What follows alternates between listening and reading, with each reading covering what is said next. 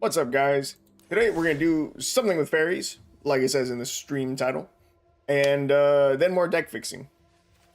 But yeah, since Wilds of Eldraine came out, I haven't touched fairies yet, and I think it's about time.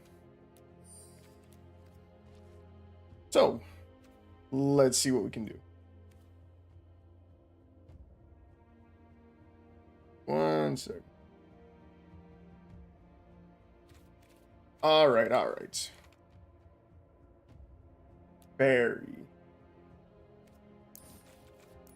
So the first question is, what's going to be our rare / mythic card? And I was thinking Demir. Leaves us. I thought we got a new one. Is this the new one? I thought we got a different new one. What's up, Rooker?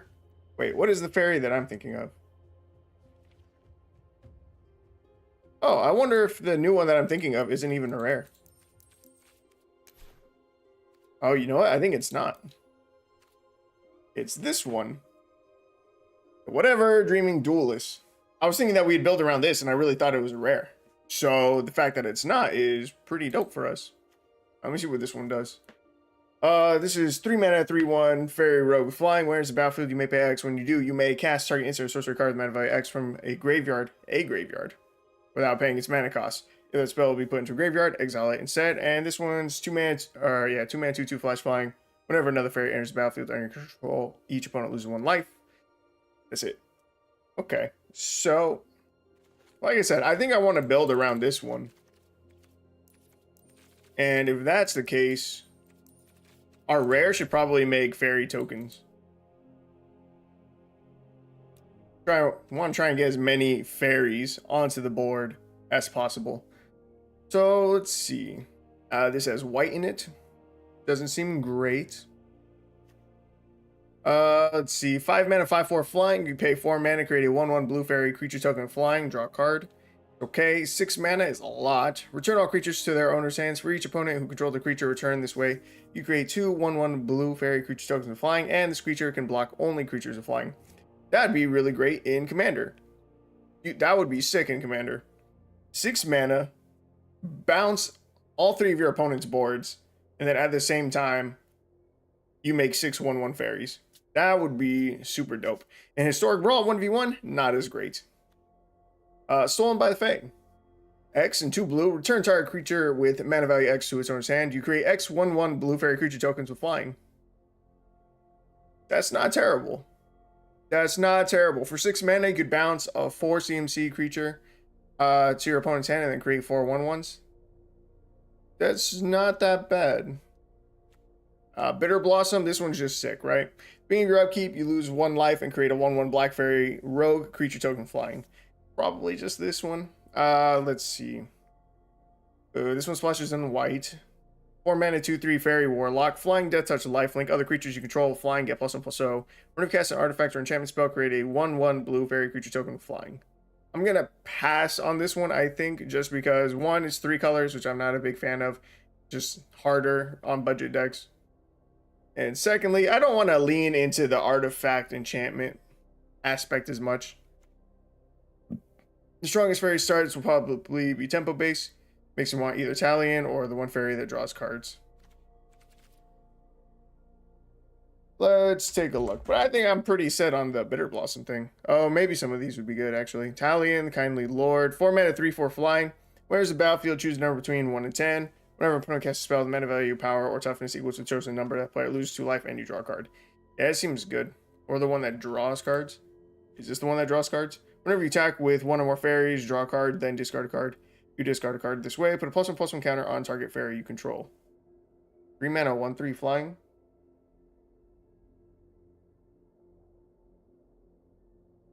I am not a big fan of the messenger. Talion, I'm down for. But I think it's got to be Bitter Blossom, right? Bitter Blossom is just nuts. His card is like, if I'm remembering it correctly, his card is like really expensive. And the reason why it would be really expensive is because it gets played a lot, because it's good. But I'm going to double check that. I might be wrong.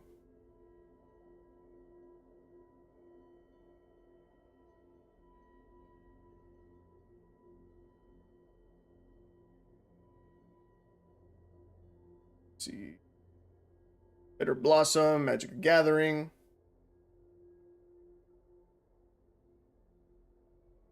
Fair point. It did just get reprinted.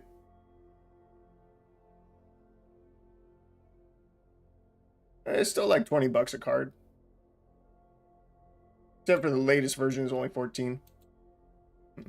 Bitter Blossom seems pretty sick. Does it make Rogue Fairies? Yeah. Yes, it does. Well, it technically makes Fairy Rogues, not Rogue Fairies, but yeah. So 3 Bitter Blossoms and 1 Talion, the Kindly Lord, will be our rares. Seems pretty good. Alright, so this one, whenever another fairy enters the battlefield under your control, each opponent loses 1 life. So let's see what else can make tokens. Let's see if there's anything else that makes fairy tokens. If not, that's alright, we'll go from there. Fairy token. Feywild Trickster. 3 mana 2/2 a gnome warlock. Whenever you roll 1 or more dice, create a 1/1 blue fairy dragon creature token flying. It's cool, but we're not going to be doing much dice rolling. 5 mana into the Fey Court. Draw 3 cards. Create a 1/1 blue fairy creature token flying. And this creature can block only creatures with flying. I wouldn't hate like running 2 of these maybe. Would I? I don't know. I don't know why this one's here. Oh, this is a rat fairy. Oh, okay. Alright, touche. Old Flitterfang. 4 and a black for 3/4 rat fairy flying. At the beginning of each end step, if a creature dies this turn, create a food token. Pay 2 and a black, second another creature or artifact. Old Flitterfang gets +2/+2 until end of turn. I never would have guessed there was a rat fairy in our game.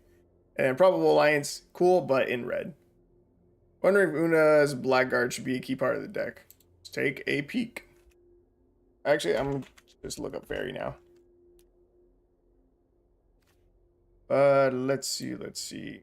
Said Una's something. I'm willing to bet there's a Blackguard. Una's Blackguard. Oh. Alright, 1 and a black for 1 when flying. Each other rogue enters. Oh, I see what you mean.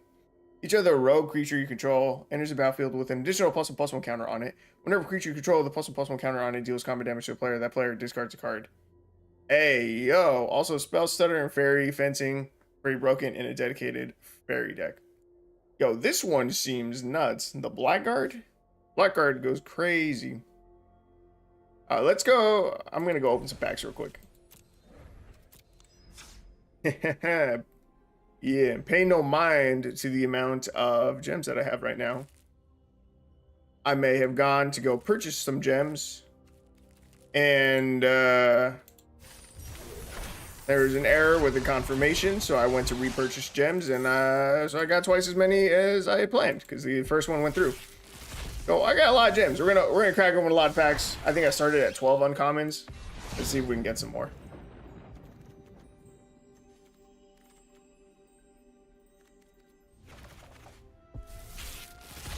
You know, I thought about it the other day. I was wondering if maybe it's better to get 100% of a set and then keep buying them. I was gonna look into it again. I had to Google it. But I was pretty sure that once you max out a set, once you get the additional copies, do you not just get wild cards at that point?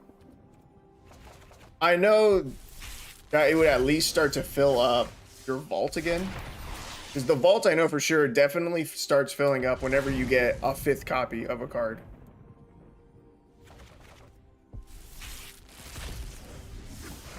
Let's see.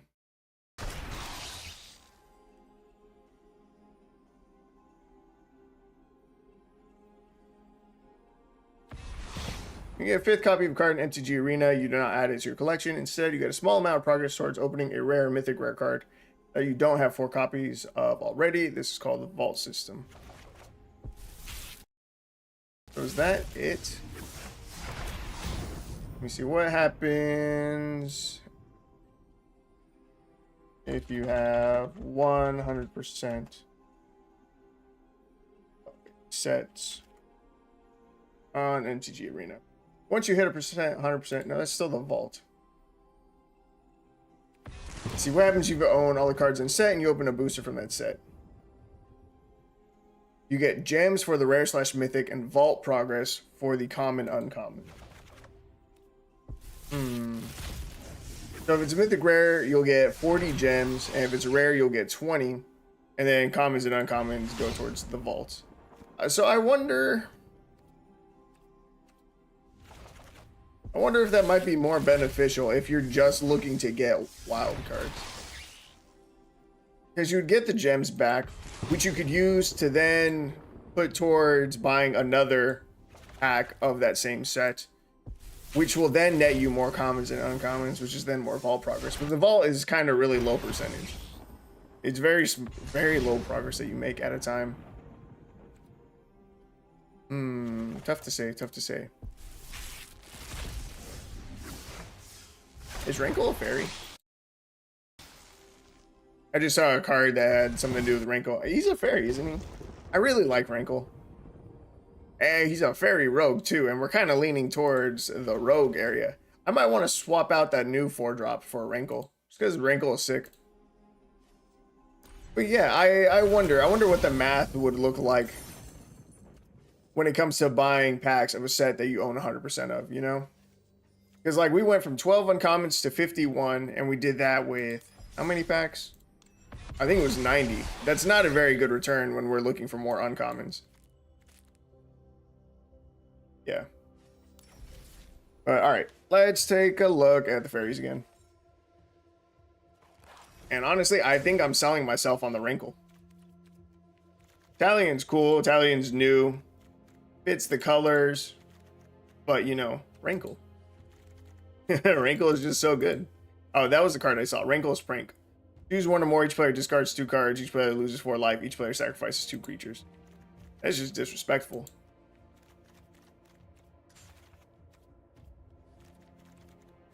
That's a lot of prophetic prism arts. All right, but let me just take a quick peek at Rankle. All right, let me see. So 2 and 2 black for 3/3 fairy rogue with flying and haste. Whenever it deals combat damage to a player, choose any number. Each player discards a card. Each player loses 1 life and draws a card, or each player sacrifices a creature. If we have our fairy tokens going, I think the sacrifice a creature could be, you know, decently strong. Versus Talion, the Kindly Lord. 2 blue and a black for 3/4 fairy noble flying. As it enters the battlefield, choose a number between 1 and 10. Whenever an opponent casts a spell with mana value, power, or toughness equal to the chosen number, that player loses 2 life and you draw a card. Is that better than making my opponent potentially discard a card? We would too. Sack a creature, which again we would too. Or make both of us lose a life and draw a card. Rankle, I think, is more flexible. Rankle just has options for whatever situation we get Rankle out in. Talion, I think I'm gonna try out Talion. We're gonna see how it feels. If I don't like it, I'll probably swap over to Rankle. I'll give it a shot. But now Rooker mentioned some cards that we're gonna take a look at. Spell Stutter. I should probably look at more than just spell. Spell Stutter. Counter target spell unless its controller pays 2 plus an additional 1 for each fairy you control. Okay, I can see how that would be good in fairies. And then fairy fencing, you said. Fairy fencing. X and a black target creature gets -X/-X until end of turn.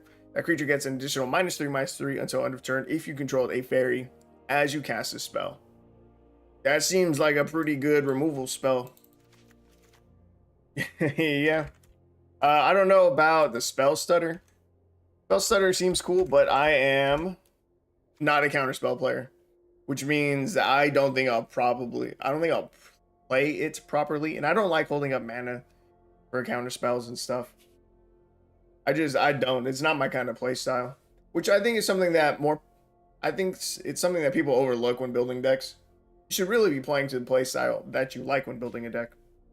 You know, just because a deck, like, you're taking, you know, someone else's deck list, just because the deck has really high win rate, it doesn't mean that you're going to pilot the deck to that win rate. You know what I mean?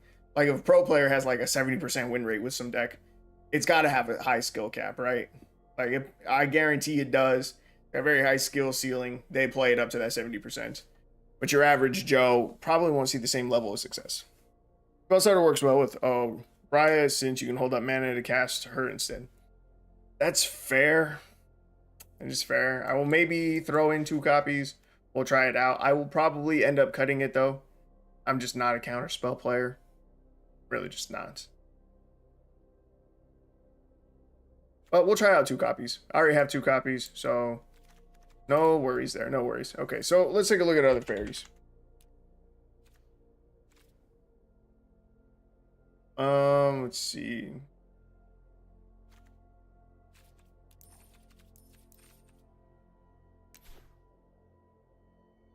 Okay. Let's see. Crafting.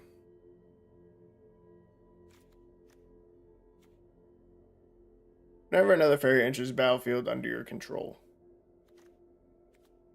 Okay. Your fencing, it's just removal.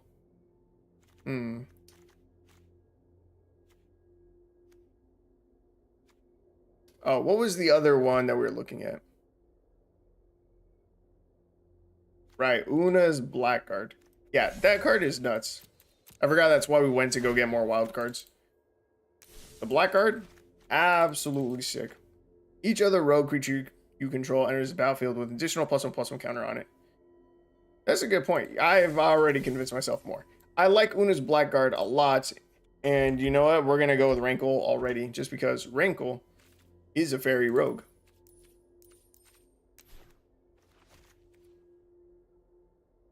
So we're gonna see if there are any more fairy rogues that we'd want to run. I don't think it's how you spell rogue. Fairy rogue. All right, we got a decent amount of options here. Fairy miscreant, fairy duelist, fairy vandal. We got option. 2 mana, 1/2 flying. Whenever attacks, surveil 1. Let's see.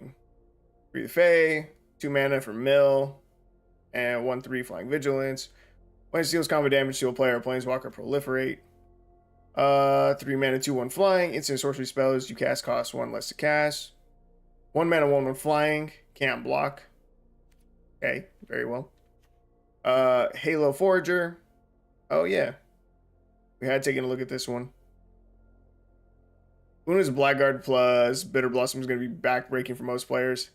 Picklock Prankster, good if you're a counterspell deck, since it's another thing to do when you hold up mana. Gross. Get out of here. Out of here. Let's see. The Halo Forager.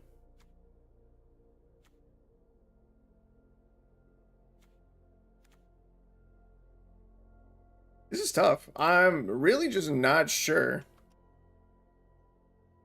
what I want to do with the deck. Because at this point, I mean, our deck isn't really following too much of a theme. The only cards that can make fairy tokens that seems good is Bitter Blossom. And that's it. That's all of the synergy that we have in the deck with our Obira. At this point, we're just trying to pick out the best fairies and potentially fairy rogues specifically. I suggest 4 Make Disappears, a few Stern Scoldings, and perhaps Spell Pierce to round out the deck.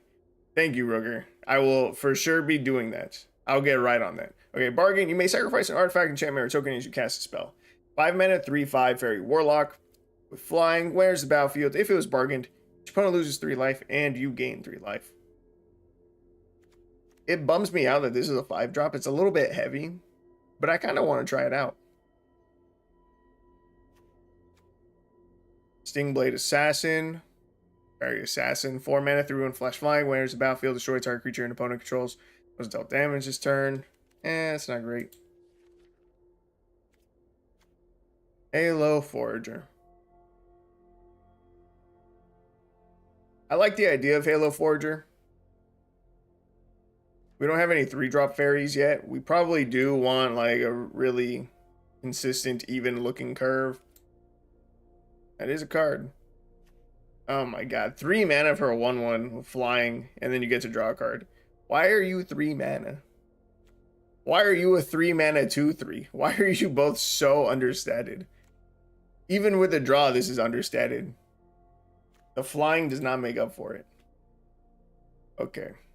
So I think I'm going to try the High Fae Negotiator. Right, we're going to be slowly, very slowly draining our opponent, right? So I think I'm okay having a 5-drop in the deck that can, drain for more. Let's see.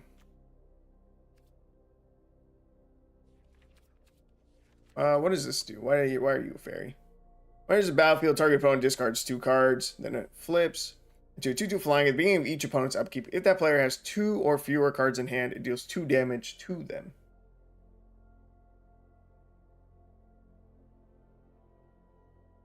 Fairy Vandal is an okay enough card for the deck and is a rogue. I do think that there just isn't enough raw power with fairies, so you do need to be carried by the powerful interaction into Mirror. Probably. You're probably right. Running discard effects would be rude. And getting them back with that other chick. Did I not add her into the deck? Getting them back with Halo Forger would be rude. Alright, let me see. Halo Forger's coming in. We're at 50 cards so far. We have no 1-drop fairies. Would like some 1-drop fairies. What happens with you? 1-mana, 1/1 flying. When there's a battlefield surveil 1, you can pay 2 and a black. Exile the Dream Thief from your graveyard. You draw a card and lose 1 life. That seems good. Our steals combat damage to a player. Each player mills a card. No thank you. Ego Drain. Target opponent reveals their hand. You choose a non-land card from it. That player discards a card. If you don't control a fairy, exile a card from your hand. See, Ego Drain doesn't seem that bad.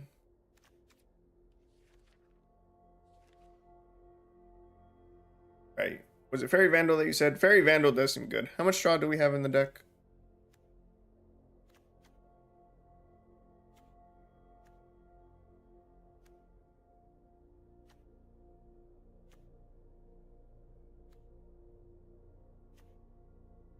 We really don't have a lot of draw in the deck.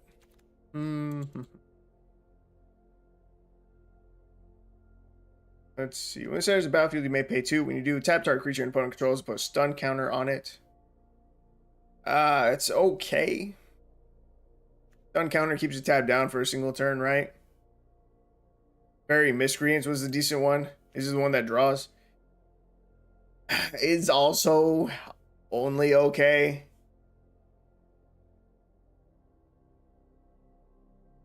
I don't think our chances. I don't think we're going to consistently get multiple copies of Fairy Miscreant out on the field. I don't think the draw is going to be worth it. And it doesn't even stack. Like if you had 2 Fairy Miscreants on the field already and played a 3rd one, you still just get the 1 draw. Now, Fairy Vandal is a good card. But again, we don't have enough draw in the deck to support it currently. I kind of want to try the Snare Master Sprite. I want to try that one out.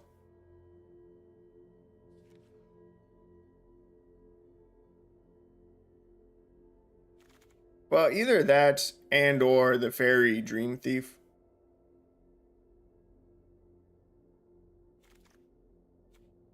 I'm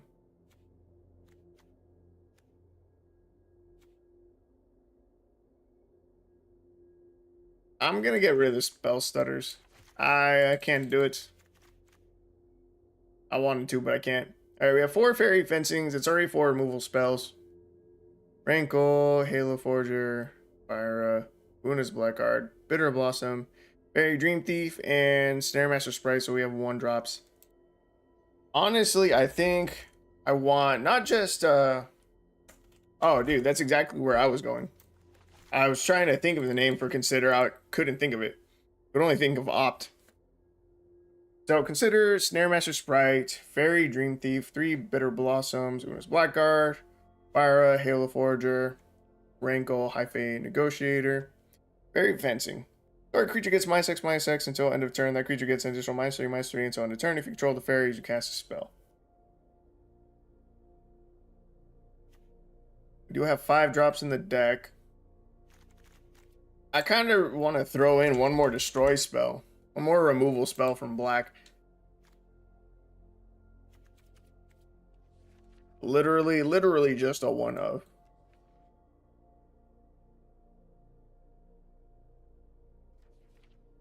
But maybe it's not worth it.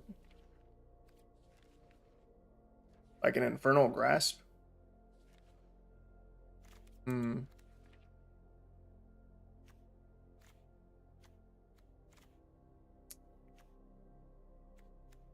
Oh, the black card should be draw, right? No, it's just our opponent's discard.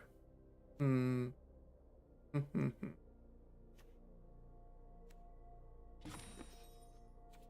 Average curve is 2.1.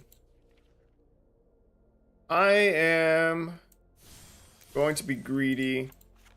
I think I'm going to cut out 2. Fae Negotiator seems pretty meh in this list. Only works with Bitter or Blossom. Where's the battlefield? If it was bargained, each opponent loses 3 life and you gain 3 life. It doesn't only work with Bitter Blossom. I mean, am I gonna cry about sacking a Snare Master Sprite after the ETB has already occurred? Just a 1 mana 1/1 flying. This is a 1 mana 1/1 flying that also has an ETB. If it goes to our graveyard, that's beneficial because we can exile it, draw a card, lose a life. The Fae Negotiator I am a big fan of because something that I think is going to be a big issue is our life total. Bitter Blossom drains us for a life every upkeep, at the beginning of our upkeep, as it makes the tokens. We're still going to be taking damage from our opponent. Our creatures are not huge. Let's see. This makes our opponent lose 1 life, but it does not gain us a life. Rankle. We can draw a card, but it's at the expense of a life. This gains us some life. It's a fairy. I think. It will almost never gain us life, though. Oh, you may sacrifice an artifact, enchantment, or token. Oh, I see what you mean.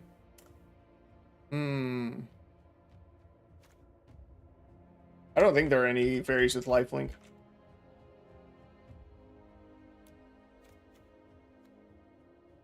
Oh, actually, there is. It's not bad. 2 mana 1/3 has lifelink as long as you control another fairy. You pay 3 mana, gets +1/+0 until end of turn. God, that's a lot of mana to sink into it. It is a 2 mana 1/3. Damn. I really thought we could just sack anything to the Fae Negotiator for the bargain. Artifact, enchantment, or token.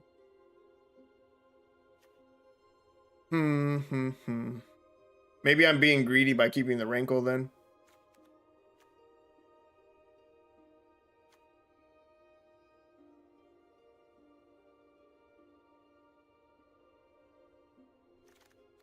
All right, you're actually right. I'm gonna cut the Rankle. We're gonna go up to a 4th Bitter Blossom. On top of that, we are going to cut the Considers as much as I think they're good. We're gonna go with some Deadly Disputes in here instead. Let's see. All right, so this will at least be able to get us treasure tokens that we can sack as well to the Fae Negotiator. And then Bitter Blossom we're going to find more consistently since we have a 4th copy. Right, lifelink. Fairy. Let's just add Children to the deck for life gain and stopping aggro. That's what the fairy decks and standard are doing. Yeah, but then we're not running Bitter Blossom. That's kind of like the best card in the deck. Pharaoh Naughty. Pharaoh Naughty. Pharaoh Naughty. Do we not have a Fairy Lord?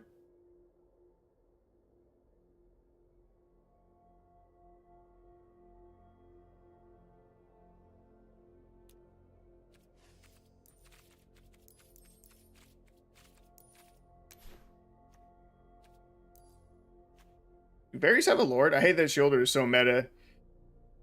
Is he's playing tribal decks? It was mostly a joke. I would believe it. Dude, do fairies not have lords?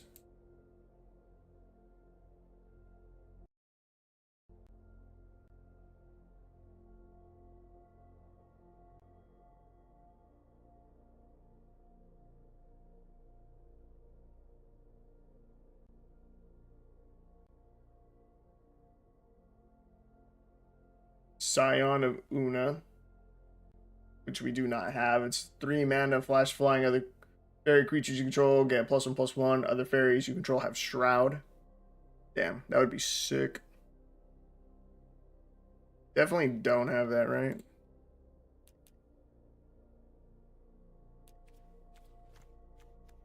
Definitely don't have it. Actually, yeah.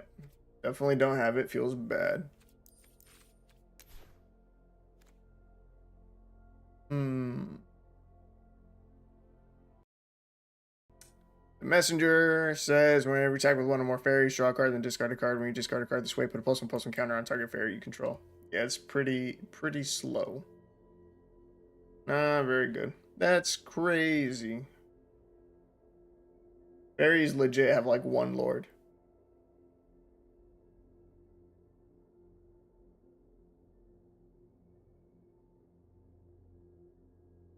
Oh, there's Glen Alendra Liege.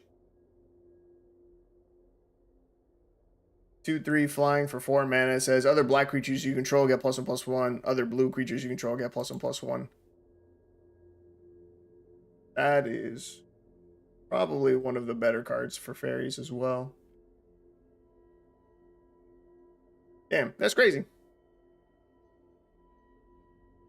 Yeah, the payoffs for fairies are pretty much only spells. Ego Drain, Fairy Fencing, and Spell Stutter are the payoffs for playing fairies, which is why fairy decks usually end up being counterspell tempo piles.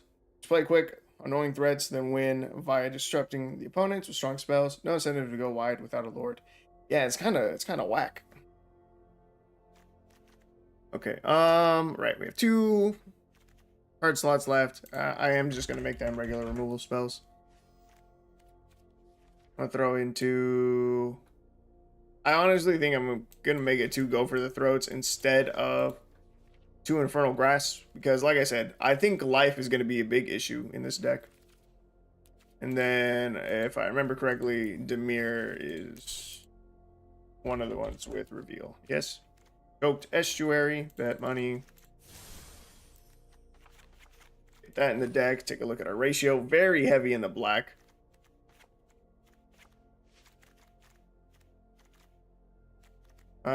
But we do have our 2 drop to. I'm gonna go like that. 10, 8, and 4. 7 and 11. Try 7 and 11. All right. Let's test it out. Let's see if the fairies can do anything. This is. I don't know that I think this is going to be that good. I'm not liking our chances. You can also look for general lord effects like Etching to the Chosen, but then it's Orzhov. I did consider that when I read the one that said your other black creatures get +1/+1, your other blue creatures get +1/+1. I thought about trying to find some other kind of similar effect. But I think we'll be all right.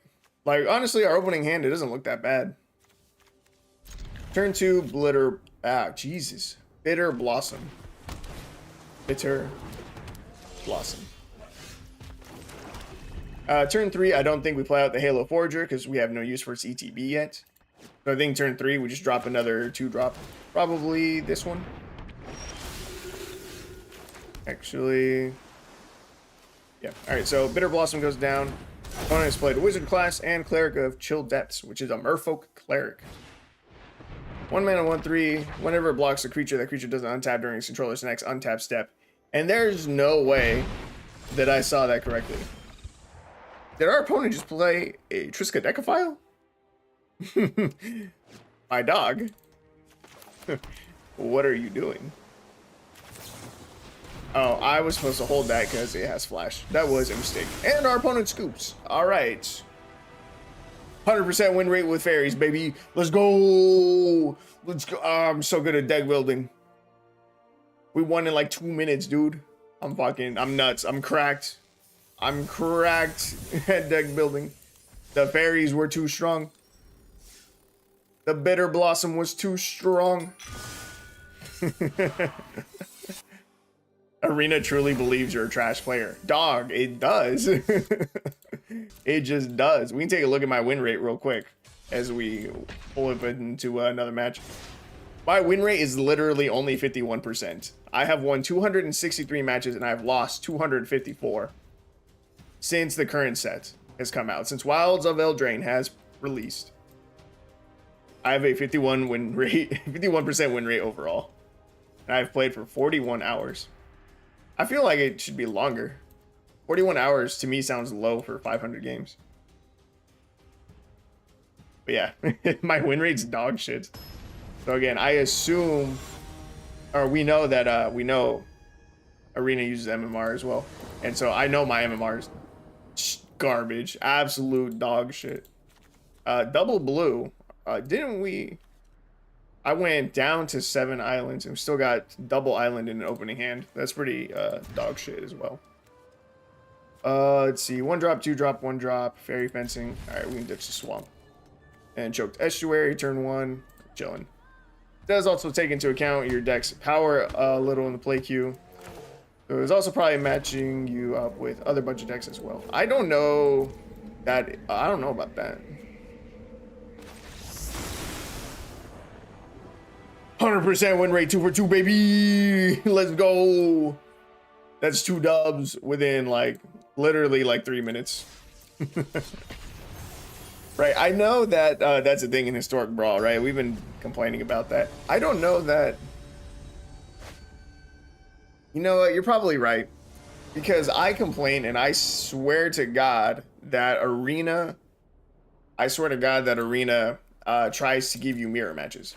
I'm certain of it, almost completely certain of it, which means that it is tracking your deck and it is trying to compare it to your opponent's deck. Assuming that I'm correct. But like earlier today, maybe yesterday, I built a Skewed Swarm deck because I have daily challenges that are like swing, or it's attack with like 30 creatures or 40 creatures, something like that. I was like, all right, cool. What's something that makes a lot of tokens? I don't have a Skewed Swarm deck currently. I'm gonna make Skewed Swarm, you know, try to build up a bunch of them and try to swing a bunch all at once, get the challenge knocked out. And then I went against like a bunch of green decks, like back to back. Yeah, I played 5 games with that deck, and 3 of them had green in them, which seems like more than I normally go up against. Let's see. I think we Deadly Dispute here. Actually, I play it correctly. I don't Deadly Dispute yet. Wait. Was that our turn 3? Did I just miss a land drop? That was our turn 3. This is why I don't ever wait for my opponent's turn. We just missed a land drop because I didn't Deadly Dispute on our turn. All to save myself 2 points of damage from the Void Wing Hybrid. This is the wrong play.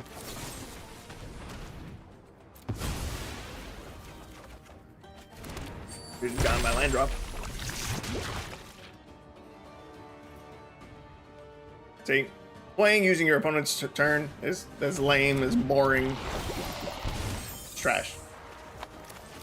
Alright, Venser Corpse Puppet, that's a strong card.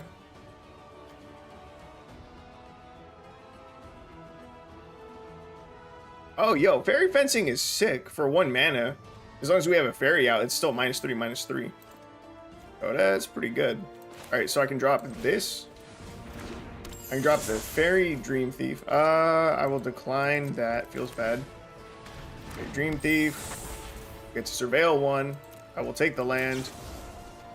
A 0. Confirm 0. Target the Venser Corpse Puppet. And we get rid of it. And we pass. Okay, it's cool. 1 mana destroy stuff. Yeah, great card. Yeah, I didn't even consider what happens if you pay 0 into it. It's really good. Let's see, what else did you say? I stand corrected. Counterspell Light Fairies is broken. Creature's just low power, that's why it matches you all together. Oh, green. Yeah. Green is pretty garbage. Let's see, block with you. And this going into the graveyard is okay with us because it's strong. 1 mana destroy stuff, yeah, great card. Even if they remove a fairy in response. It is pretty sick that it says that. As long as you had it on the cast. That's pretty dope. Our opponent is super low on resources already. This is very good for us. We're only at 2 toxic counters. So I am liking our chance. I'm liking our chances. I think I'm gonna be greedy. We're gonna go here with the Fairy Dream Thief. We're gonna exile it. We're gonna draw a card, lose a life. Then I'm just gonna play out this Fairy Dream Thief. Surveil 1. We're good on lands.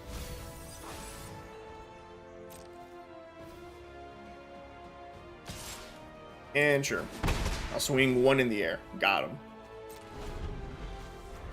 Next turn, we can start using the High Fate Negotiator. Sacking our treasure. Seems good. Seems solid. Opponent is running Distorted Curiosity. Oh, never mind. I thought it was a counterspell. Don't mind me. I don't actually care that they're running this anymore.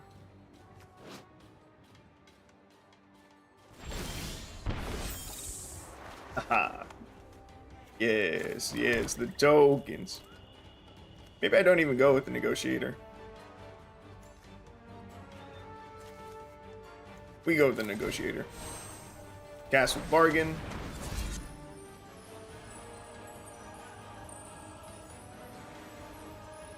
You know, I was gonna sack the treasure, but maybe I want to be greedy and hold it. Is there any reason why I would need a 6th mana? I'll do it. Cool, cool. Swing you. And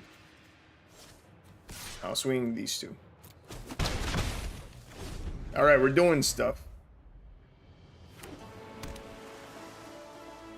Now, I wonder if there are any Flying Lords that we could run just blue. I mean, probably, right? Flying creatures get blue, arena, legal, historic. Lock here and here. Search with these options. Spirits, no. Favorable wins. 1 in a blue for enchantment creatures you control. Flying, get +1/+1. That is exactly what I asked for. And it's an uncommon, so it doesn't fuck with our deck. Oh. Fixes command. Oh no. That was rude. Enter Corpse Puppets back. Cool. Let's see.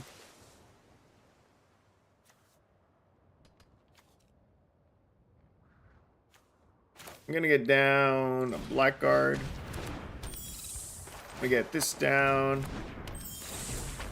And you know what? I'm gonna pay the 2. Put a counter on that guy. And I'll swing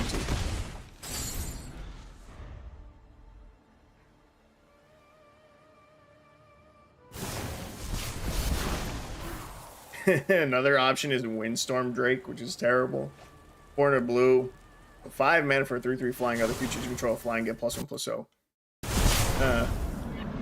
What do you think, Rooker? What are your thoughts on trying to run favorable wins into our deck? 1 in a blue for enchantment creatures you control flying get +1/+1. 2-drop slot. Our deck is very 2-drop heavy, but it would buff our entire board. If we had it to play right now, 5 1/1s becomes 5 2/2s. It's a lot of power. A big shift in power for us. I don't like that. But this is why I've been holding back the Halo Forager. Budget Brew trying to ignore it makes a tribe good and turn it into Beatdown Part 6. Hey man, we're doing stuff. It's just very, very slow stuff that we are doing. Let's see. So I can use Halo Forger right now. Pay 1 to get back Fairy Fencing. 1, 2, 3, 4, 5 mana to cast it. If I hit my land drop, oh, you know what? I'm gonna start with Deadly Dispute. We're gonna sack one of these.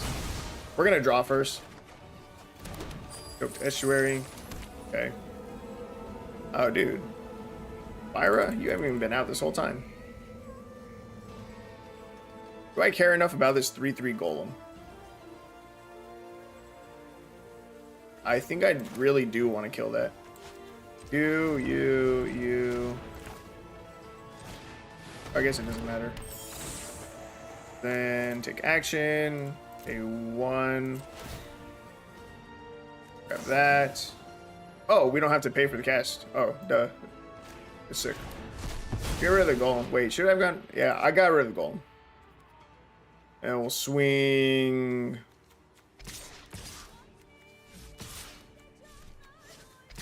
these two. Sure. Opponent's at 10, and we're at 13. And yet it always works for him. Dude, no one would expect it. No one would ever expect the favorable wins. Because it's such a terrible card. Block you, block you.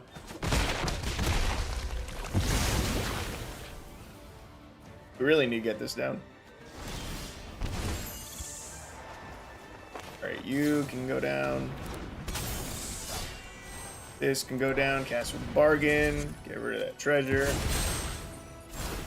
The Deadly Dispute was definitely the right move over Consider to make use out of this guy, and we're back up to 14.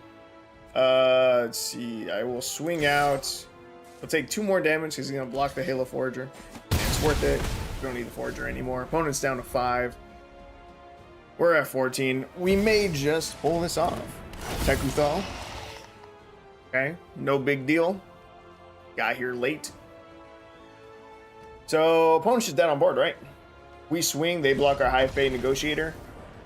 Yeah, that's the game. Hell yeah. Let me just take a quick peek at the deck. Just a quick peek. Just real fast. I just want to see the favorable wins, you know? I don't want to touch it. I just want to take a look at it. You know? Just a quick glance. It wouldn't hurt to look. It doesn't hurt to look. I have 2 of them. It's exactly how many I would want to run.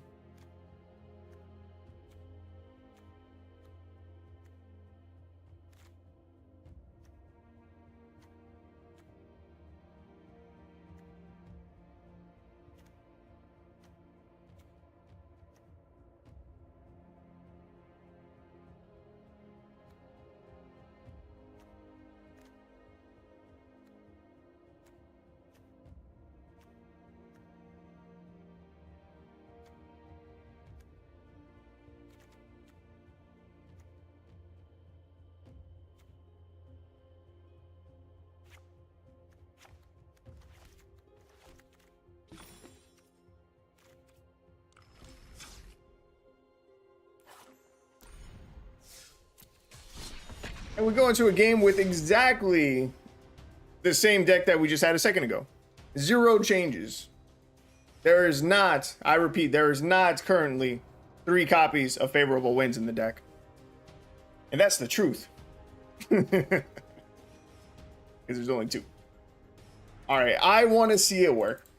And look, Rooker, you said I was trying to ignore what makes a tribe good and turn it into a beatdown part 6. Well, you know what? The thing that makes tribes so good are their lords, and we don't have a lord in the fairies. We don't have a good fairy lord. Why were vampires nuts? Dude, half of our 5-color vampires list were lords. Our vampires became huge. What makes goblins so good? They have a bunch of lords as well too. And they have better payoffs for running more goblins. Like, if we had a Krenko mob boss equivalent of a fairy, it would see play in every single fairy deck in the game, because that would be nuts. Imagine having this out, and then we have a fairy Krenko, tap it, create 20 fucking fairies. Our opponent is just dead. They're just dead. You don't even need to wait until they lose summoning sickness to swing with them. It's just not necessary. So this is a fairy warrior. Do we have any other rogues in the deck? The Una's Blackguard I liked a lot in theory, but I don't think we added enough rogues to make it good. Because this is a fairy wizard, fairy warlock. That's fairy rogue, this is a fairy warrior, this is a fairy rogue. And fairy warlock.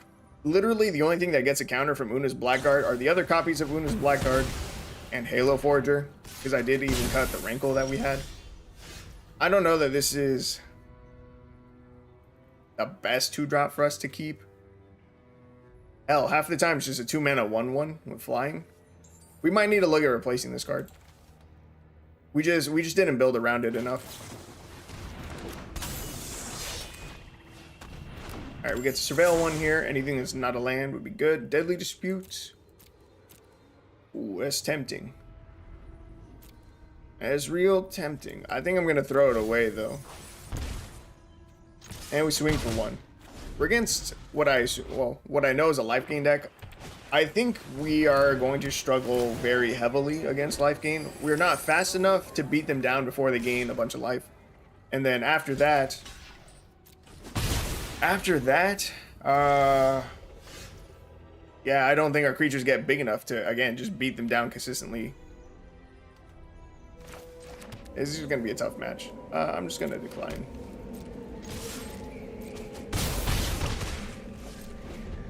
$14. Who knows? Maybe the favorable winds will come through. Give us the damage that we need to beat them down.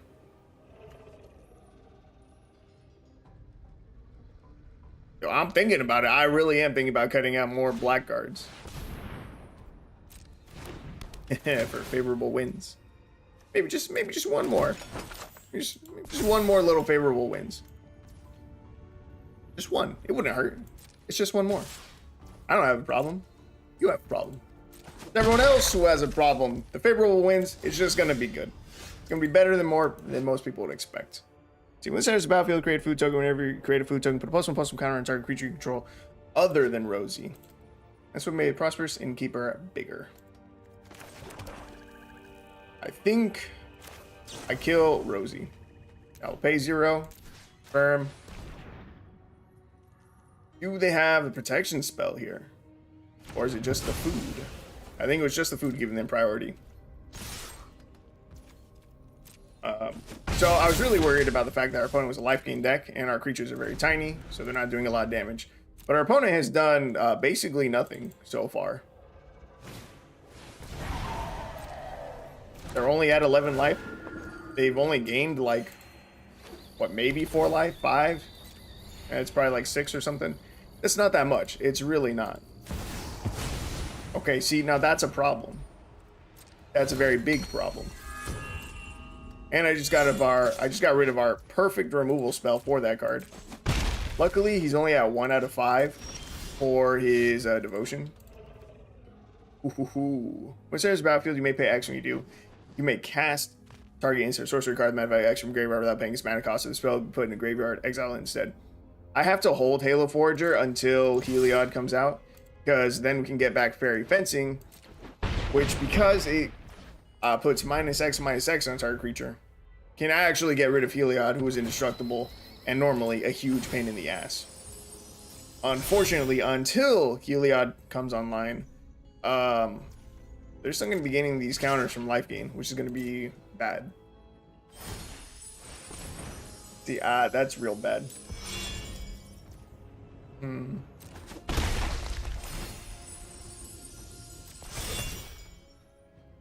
So maybe I need to use the Halo Forger now and just try and kill this creature. Yeah, I think we need to. Action, hit 1, pay. Kill the Phantom. Unless they have a response. Phantom, cool. Opponent takes 1, we swing in for 4.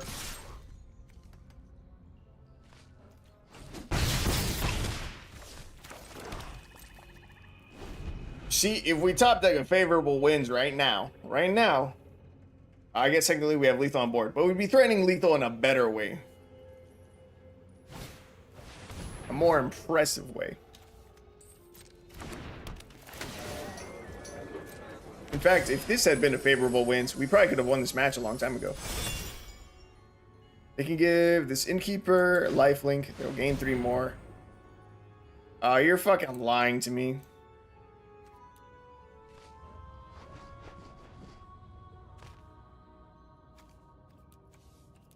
They were Scurry Oak this whole fucking time. God damn it. That's frustrating. Alright, we're going to take a look at the black card. I think we need to remove that card. It is just not good enough for our deck. Fairy. I am going up to a third favorable winds, and I'm getting my Deadly Dispute back. Which means I need 2 more fairies to add to the deck. I wouldn't mind them being 3 drops. How many 2 drops are fairies? This, I'm going to count Bitter Blossom as a fairy. Ooh, my game is crapping the bed. Deadly Dispute, go for Throat. Okay, so half of our 2 drops. Oh. 8 and 9. About half of our 2 drops are fairies already. We have pretty much no turn 3 plays, no turn 4 plays. So I'm going to see if there's a good 3 or 4 drop fairy that we can run. Okay, so let's see. Target non-creature artifact you control becomes 0/0 artifact. Creature put 4+1/+1 counters on it. It's kind of cool.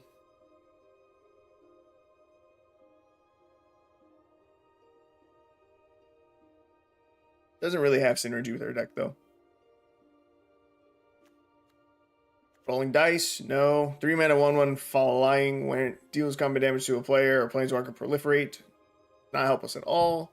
Instant sorcery spells cost 1 less to cast. Our decks are really cheap. Oko's Accomplices, 3 mana 2/3 flying, super understated.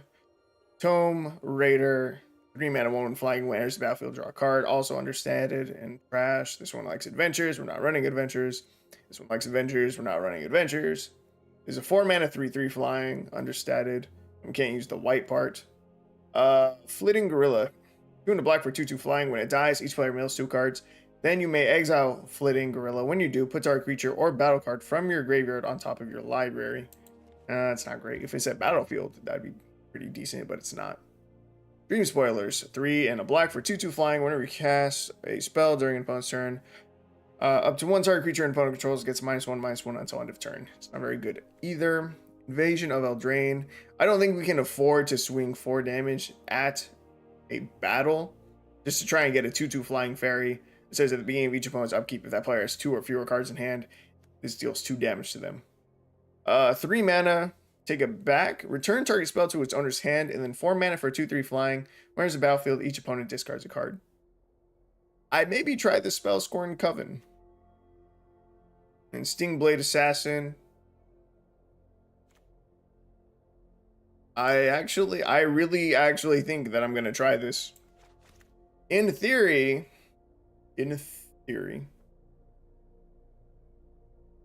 we can get this back with Halo Forager as well.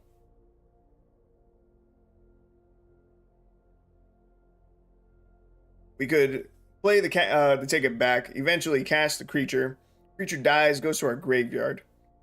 And based off of what we saw with Lear, is that we would then be able to cast the instant or sorcery part from our graveyard, in this case an instant, and we could get the creature back into exile through the adventure and recast it.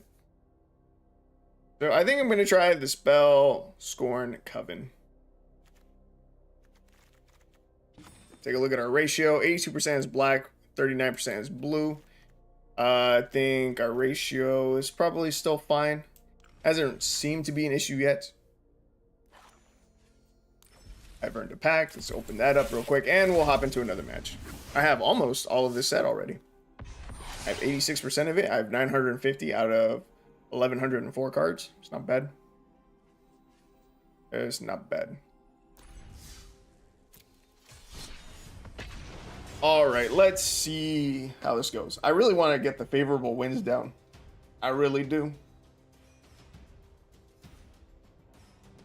It's such a bad card.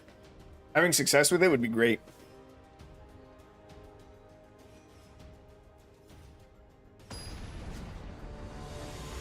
All right. Let's do it. I'm ready. Lanzor. I'll fuck you up, boy. All right. So, this hand at first glance does not look good because we have double swamp. And 3 out of our 5 non-land cards have blue mana. However, we have double Bitter Blossom. I think I'm going to keep it. Aha, we top deck a Choked Estuary anyway. Yeah, I'll show Swamp, it's fine. Bitter Blossom into Bitter Blossom seems pretty damn good. Here's some Whelp. Horrifying. Here's some Whelp is way too strong for what it is. This card is nuts. This card is absolutely insane, and it's super good. I really want to Bitter Blossom this turn. Is it an upkeep trigger? Or no, end step. It was an end step. Okay, so the question is, how greedy is our opponent and how greedy do we want to be? Do I think they're going to play a big-ass dragon this next turn? The biggest dragon they could cast would be a 5-drop. No, a 6-drop? Fearsome Whelp, then double Fearsome Whelp, that's 3. One more mana, 6. They could cast a 6-drop already next turn. Do I hold up mana for the Spell Covenant? Oh, I can't. Oh, yeah, I can. Yeah. I'm going to get down the other Bitter Blossom. And I'll get this down. I maybe should have held that to use its ability. I'm going to hope they'll wait one more turn. Just one more turn before playing a massive dragon. Do it, be greedy. Yes! Oh, let's go. They didn't have their 3rd land drop, so they got down the Mana Dork instead. Oh, the greed. The greed on my part. It was greedy of me to go for the 2nd Bitter Blossom and not hold up the counterspell. So now I have to hold up the counterspell. Even though favorable winds would let us connect for decent damage right now, it's not the right move. Deadly Dispute. I don't think that's what I need right now. I'm going to swing 2 1/1s. They're not going to block because their Fearsome Whelps are way too valuable to trade for a 1/1 fairy. We're down to 14 life. Let's not forget the fact that Bitter Blossom drains the fuck out of us. Well, let's hope they just play one big dragon here. So we can counter it. We'll kind of counter it. Put it back into their hand. Alright. Play a dragon. Play a dragon. Wrathful Red Dragon. Just add 1 mana of any color. If you control creature power or greater at 2 mana. Okay. They cannot recast the Wrathful Red Dragon this turn. Dope. They instead get down an Ancient Bronze Dragon. Doesn't have trample. It's good. Oh, this is going to be bad. We're down to 12. A little bit scary. There's a battlefield. Each opponent discards a card. It's it. Only one. It's not great. I think I get down a Fairy Dream Thief. Surveil. Ooh, we'll take that. We get down the favorable winds. And we swing with what we got. Decent amount of damage. We're swinging 10 in the air. They take 8. They go down to 10. Again, we have chump blockers for the Ancient Bronze Dragon. They're going to get down the Wrathful Dragon. The Wrathful Red Dragon this time. Whenever dragon you control is dealt damage, it deals damage to any target that isn't a dragon. Bruh. It's so bad. It's so bad for us.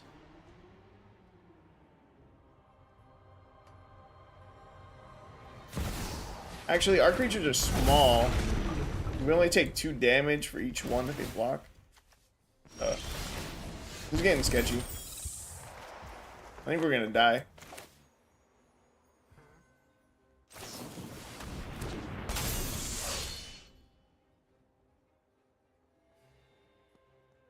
I afford to swing. If I swing 4 of them, I don't even know, dude. I don't think we can win just because of the Wrathful Red Dragon. Whenever a dragon you control is dealt damage, it deals damage to any target that isn't a dragon.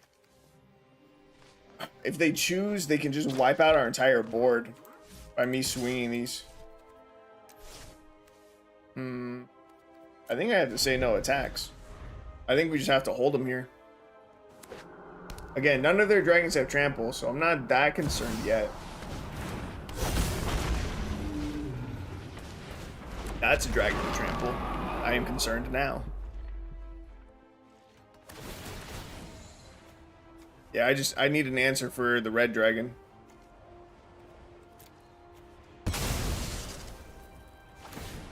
Oh god. Wait, did this just deal 10 damage to me? What? At the beginning of your end step, you may sacrifice another creature. When you do, deals damage equal to that creature's power to any target, and you create 3 treasure tokens. Well, that was a bummer. That was disappointing. God damn it, dude. Fucking dragons. Double fearsome whelp. Crazy. Crazy. We did have double bitter blossom, which is the best card in our deck. Man, we just got walled by the wrathful red dragon. Feels bad. I think I played that as best as I could too. It's so trash that that's not a counter spell on Spellscorn Coven. 3 mana. Turn target spell to its owner's hand. You couldn't just counter it, huh? For 3 mana, you couldn't just counter it. That's trash. Opening hand. It's okay. We will take it. We may be a little fairy light, but I think we will pull it off. We'll be alright. So here, I think I just get down the favorable wins already. And swinging for 2. Big damage, big damage.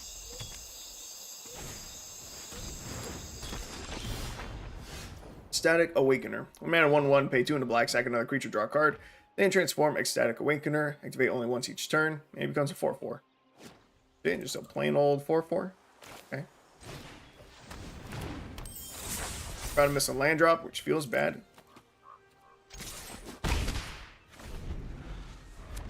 But it'll be alright. Tabarax. Hope's Demise. 3 mana, 2/2 flying. Has lifelink as long as it has 5 or more +1/+1 counters on it. Whenever another non-token creature you control dies, put a +1/+1 counter on Tabarax. A creature was a cleric. You may draw a card. If you do, you lose 1 life. Okay, so I think we're gonna go ahead, pay 0, confirm 0, and kill that guy. And we'll swing in for 4. Our opponent has a removal spell. We will then Deadly Dispute in response. Looking at both of our fairies, I think they have the removal spell. Boom! Deadly Dispute in response. Easy day. Nice. We get Bitter Blossom. It's dope. Bad Rebirth. Cool. I think. Whenever another artifact or creature you control spawns your graveyard from the battlefield, put an oil counter on this, pay 2 and a black remove. Tap it, remove 4 oil counters from it, return target creature card from the graveyard to the battlefield, activate only as a sorcery. There's a lot of stuff. Choked Estuary, reveal the swamp. We Bitter Blossom, and I think we just hold up mana for Deadly Dispute again. Next turn, we'll have enough mana that we can Halo Forager, and then we can either recast Fairy Fencing from our graveyard if we want, or we can recast Deadly Dispute, which I think would be even better. X's command, choose 2, put 2 +1/+1 counters on up to 1 target, 1 creature. It's lifelink. Each opponent sacks a creature they control with the highest power among creatures they control. So we Deadly Dispute in response, no big deal. Sack our fairy. Draw 2. I could kill this thing already. Fuck it. I'll sack a treasure to kill this thing. Say less. Dude, Fairy Fencing is super good.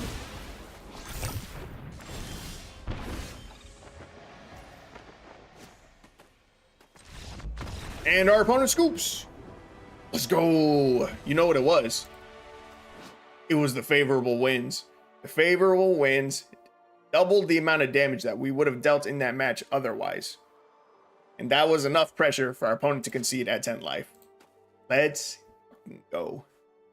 The favorable wins. It's too good. It's too good. It's our fairy lord. It is the lord of the fairies that no one ever uses because it's a terrible card.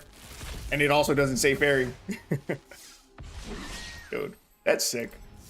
I'm gonna make this good. This is it. I was gonna say I'm gonna make this card good. It already is. It is. It's a terrible card that is getting a ton of value for us in this deck. It's good. It's good. Don't underestimate the favorable wins. Don't do it. It's good. It's better than everyone else would have you believe. I think the only other deck that I ever see it in is like Azorius Flyers. Which makes sense, you know. They are flying tribal. That is a flying tribal card. But I never see anyone else try to run it in other decks. Like, well, I don't even know. Dragons. We just played against dragons. You will never see that card in a dragons list.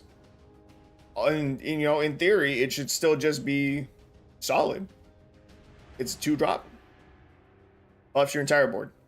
Is everything +1/+1. Seems good. And it's in blue, and dragons normally run teamer colors anyway. So it fits in. There's no issue there. You know, something like mono white angels, you know, they wouldn't want to run it because they're normally mono white. I think that was a draw sound that I just heard.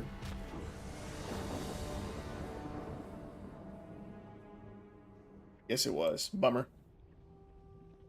What else could use favorable wins? I guarantee that I have some decks that could probably benefit from it. I'm really trying to sell people on this card. See, I have Azorius Spirits. I have an Azorius Spirits deck, and I'm not running favorable wins in it. But maybe I take a look at it. We have to discard a card. That's rude. Why would you do that to me? I guess I'll ditch a land. Ooh, that would have been nice to draw. Unfortunately, my opponent's a wiener. Get to surveil one. Do I really want another dream? No. It's better to just put it in the graveyard. And then we can use it for draw later. Actually, favorable wins would actually pretty solid in my my Azorius Spirits deck. Because I'm running Geistlight Snare. It is a 3-mana instant that says spell costs 1 less to cast if you control a spirit. Also costs 1 less to cast if you control an enchantment. Favorable wins is an enchantment. I'm gonna add it to the deck. I really am. Okay, so Vito, you need to die now.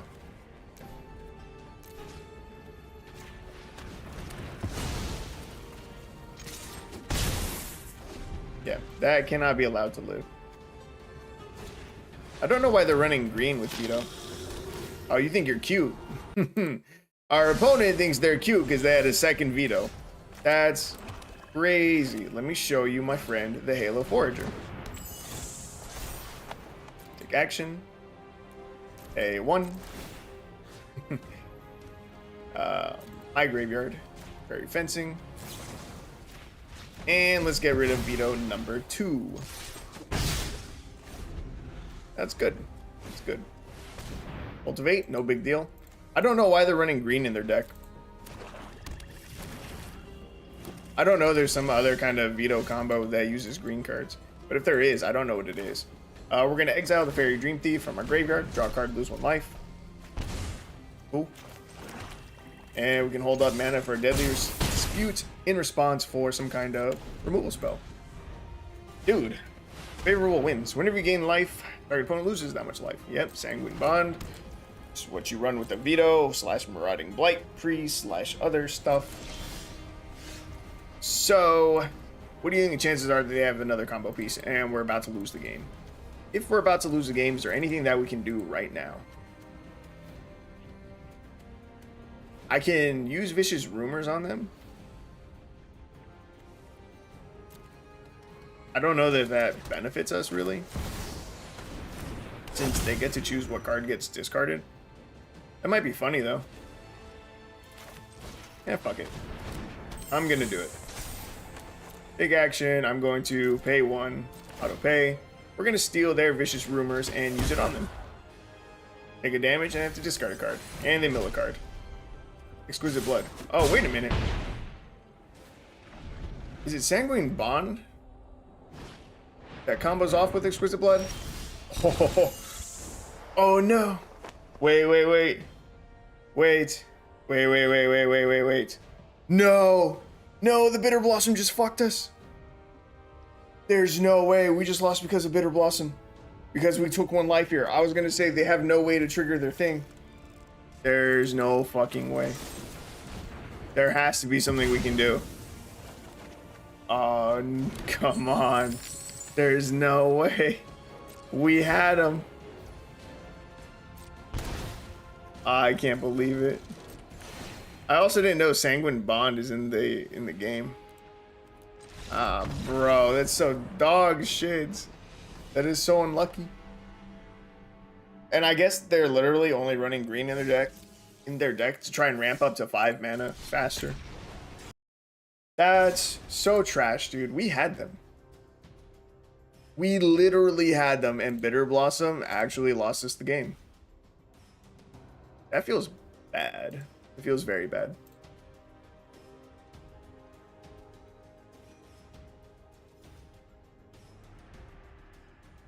Damn, dude. Why does Bitter Blossom not say May?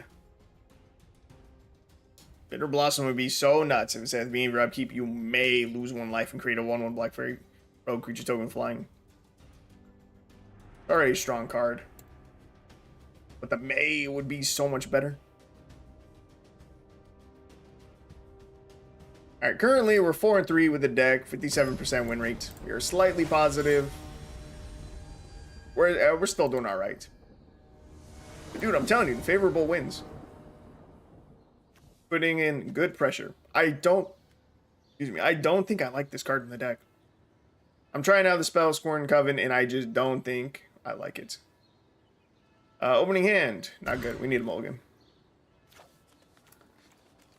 Not much better. Could really use some black mana. Our chances of finding a black source are 21 plus 8%. That's 29.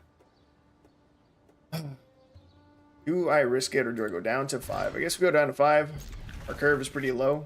It's the 5 drop. See, now we just don't have any fairies. Okay. This one does not count. Alright, we're going to swap this out for a better fairy. I don't know what we have that's a better fairy, but we're going to find something. We could even go with... Ooh, I was going to say we could even go with a changeling, but I don't think there's any changelings with flying. And if it doesn't have flying... Oh, that is one. Then it's not good because it doesn't work with favorable winds. But there's Mistwalker. 2 in a blue for a 1/4 shapeshifter. Changeling, flying. Pay 1 in a blue, gets +1/-1 until end of turn. So you can buff it for even more damage. That's interesting. What is our big payoff for having fairies? Opponent loses 1 life.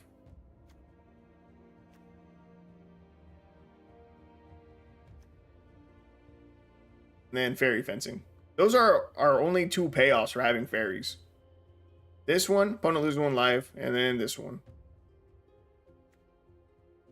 Bro, that's so trash. Were there not just better fairies? Are there other good fairies in Rare and Mythic that people would normally run? Probably has to be, right?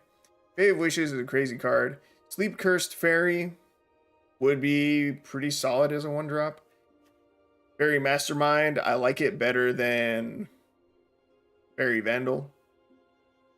Because we're not drawing a ton. Stolen by the Faeries, cool card.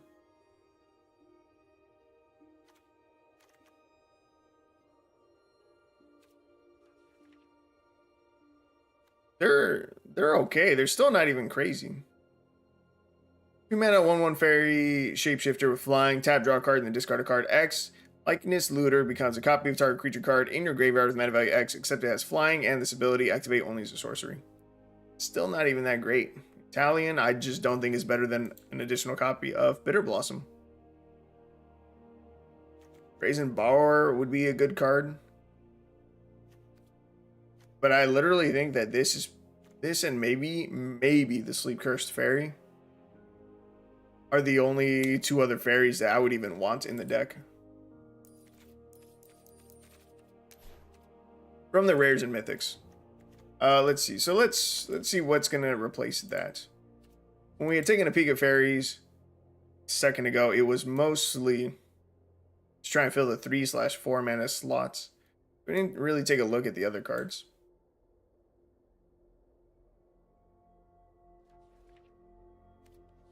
God, I hate it. I absolutely hate it. But I think it's the Oko's accomplices that I had to craft to get. I mean, it only took common wild cards and I have 234, so I'm fine there. I really think this is it. I think it's the Oko's accomplices, even though it's a terrible card. The reason why I think this is the move is that because if we have favorable winds out, we can curve from this into this, and then we have a 3/4 flyer for 3, which is better. It's just better than most of the other things that I think we could run. Feels bad though. I really don't like that card. I'm gonna go up one more island. I'm gonna cut out one swamp. 8 to 10. That might be a bit much. I lied. We're gonna keep it 7 and 11. And we're gonna hop into another match. Damn. Got damn fairies. How do they just not have a real lord?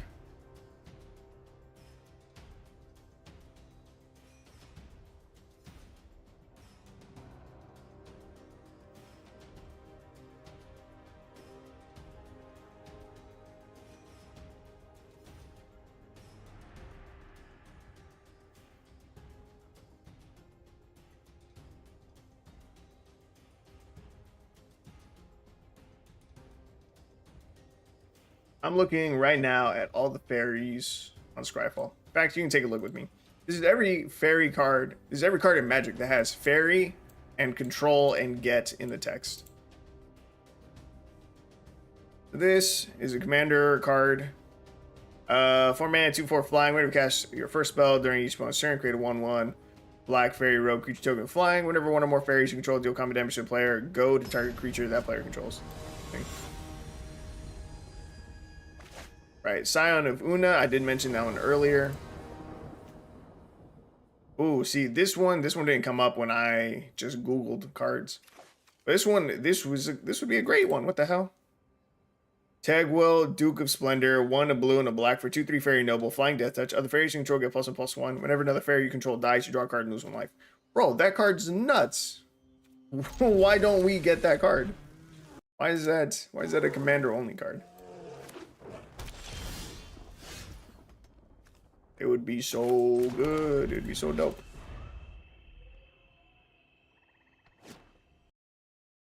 And it is only a commander card. It came out from the Wilds of Eldraine commander set.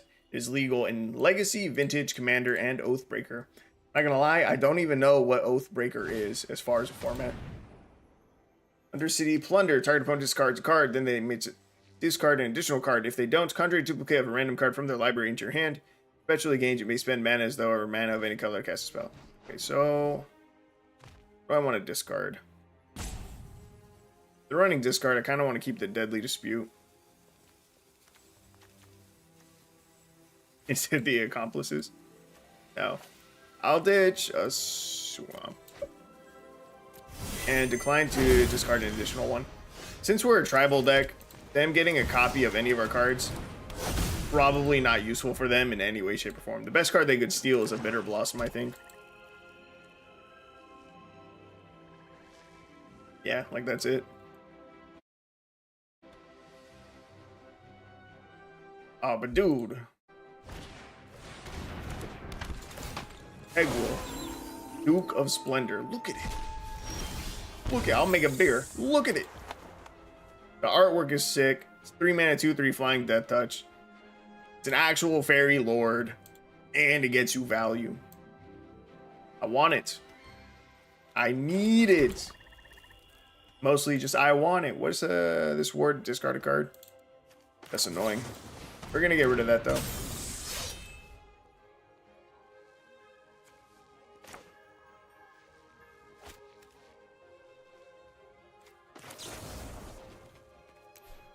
0, confirm 0, get rid of Graveyard Trespasser, discard a card, we'll ditch this one. And we end the turn. We're down to 2 cards in hand. Feels bad. Our opponents, depending on what they're running, couldn't make it so that we have no cards in hand right now. Real bad. I really need this Deadly Dispute. Yeah, that's it. I just really need this Deadly Dispute. Draw 2 cards and then non-land cards in your hand. Mana value 3 or less. Perpetually gain when you cast a spell, you lose 1 life. Interesting.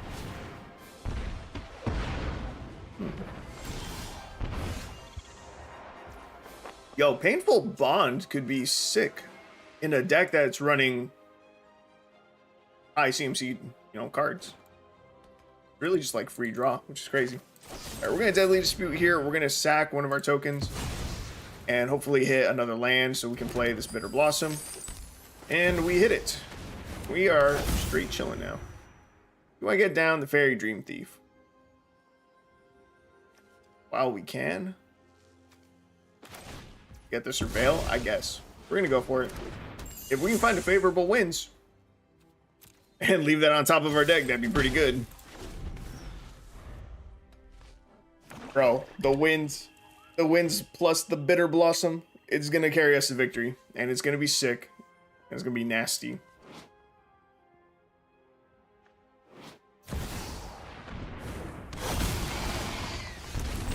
Oh, dude, the Phyrexian Obliterator does not matter. This is one of the few games where this does not actually just destroy us. They have no fight effects in black because they're mono black. They're not running green. They don't have a fight effect. All of our creatures have flying, which means they're not going to touch Phyrexian Obliterator, which means we don't have to fucking sack anything. We're going to take 5 damage here, which is a lot, but we're dealing more damage in the air than, he's dealing with the Obliterator. Maybe our Trespasser is fine. We are going to be losing 2 damage a turn to the Bitter Blossom. Definitely worth noting. No blocks, we take the 5. We're probably dead hit on his next attack. Ooh, wait a minute. We can get back Fairy Fencing. Oh, dude, come on. Come on, give it to me. Take action, pay the 1. Auto pay. Fairy Fencing. Target Obliterator. I feel like it was supposed to do more. Target creature gets -X until end of turn. Then that creature gets an additional -3/-3 until end of turn. If you control the fairies, cast a spell. I guess I probably should have saved. I couldn't have saved it. I could have gotten rid of the Graveyard Trespasser and ditched the Oko's Accomplices.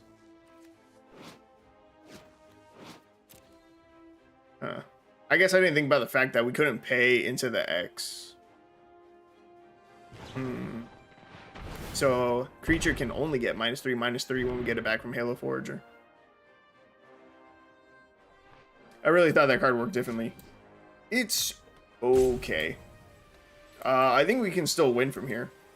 We have to take the 5 from Obliterator. We go down to 3, and we're going to take 2 more damage from Bitter Blossoms. We go down to 1. They have Graveyard Trespasser. When does this trigger? Whenever it enters the battlefield or attacks.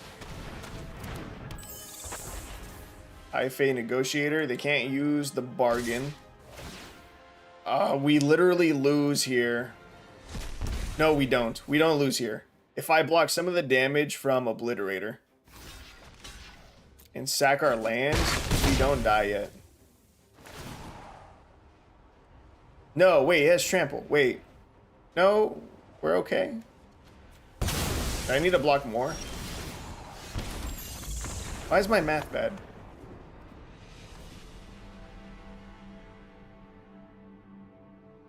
I don't know what just happened.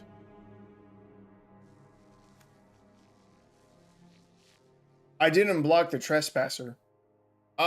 Stupid. I am stupid. In my head, before combat happened, I was like, if I block Trespasser, that's when we would take the 5 from Obliterator, take 2 more from Bitter Blossom, and then the trigger from the Graveyard Trespasser, which is 8, and then we die. I needed to block the Trespasser, and I just fucking forgot. And we had him, dude. That was our game.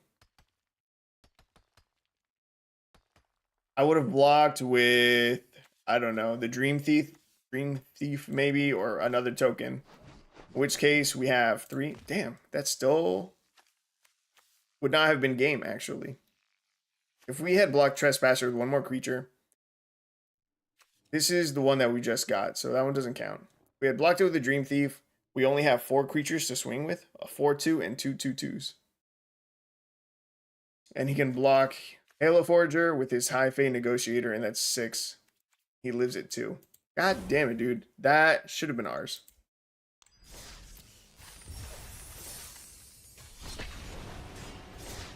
I misplayed, though.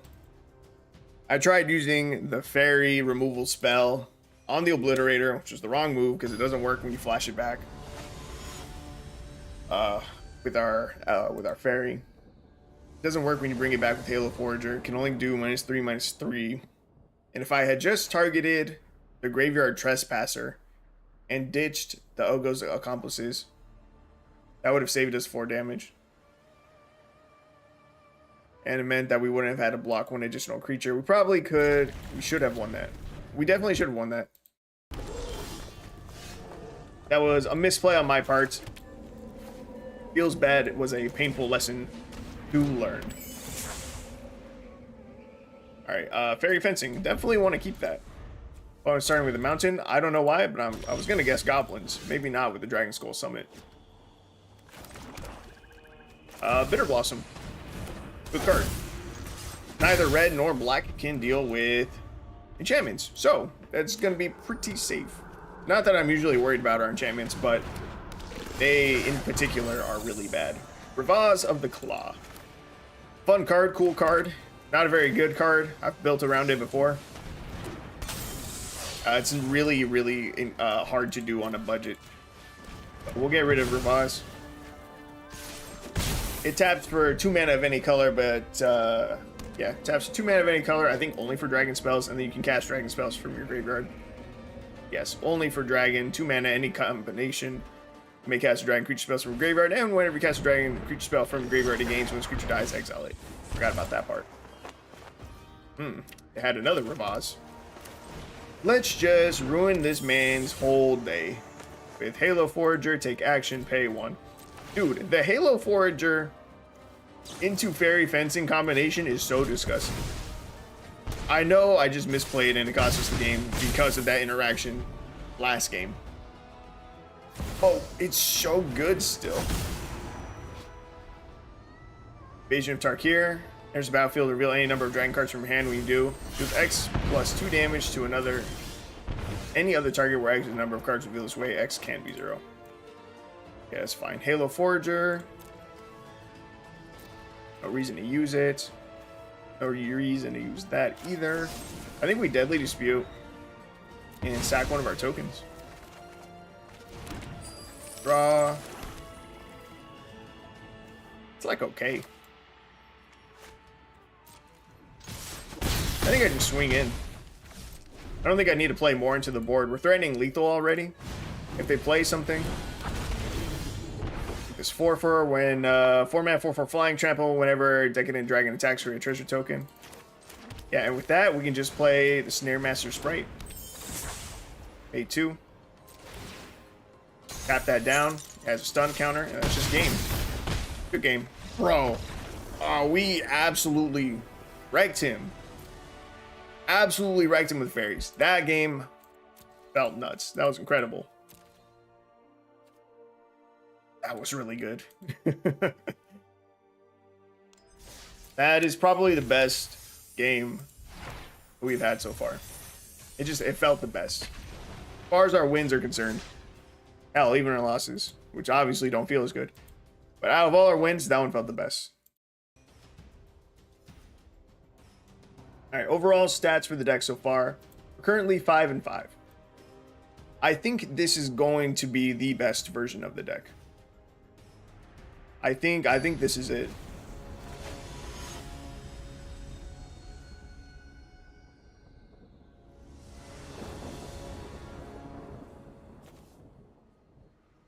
right. Double blue. Super unlucky. That really should not happen. And yet this is the second time this has happened. We only have 7 islands. For us to get 2 of them in our opening hand is mad unlucky. We'll keep this. Get rid of the negotiator. We'll be alright. We have Bitter Blossom into favorable winds. So our hand is actually pretty nutty. Bitter Blossom activates. Opponent started with an Ice Tunnel. Island Swamp. They're not running other snowlands though. That is not relevant. I think we just drop down the favorable winds. Ooh, hey, whoa, whoa, whoa, whoa, whoa, whoa, whoa, whoa, whoa, whoa, hey, hey, whoa, hey, hey, hey, you don't need to counter this. Hey, if you counter this, you're gay. I played him. Flunk. Target creature gets -X/-X until end of turn, where X is 7 minus the number of cards in that creature's controller's hand. I got him, though. I got him. He didn't want to be gay. He was scared. And so we got our favorable wins. Enters the battlefield, each opponent loses 2 life and gain 2 life. Let's kill this. Wait. What happens if I pay 0 for this, though? No. No, let me cancel. Let me undo it. I need a fairy. I could just tap down this creature. I don't need to kill it yet. Could hold no. What do I want to do? I'm gonna play the Snare Master Sprite. We're gonna pay the 2, we're gonna tap down this thing, and we're just gonna pass. I'm really trying to hold on to the Fairy Fencing till we can get it back with a Halo Forger. I guess we can get it back now. I don't know why I thought I needed 4 mana.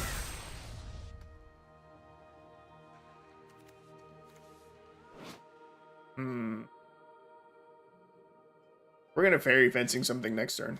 We'll do it. We'll do it.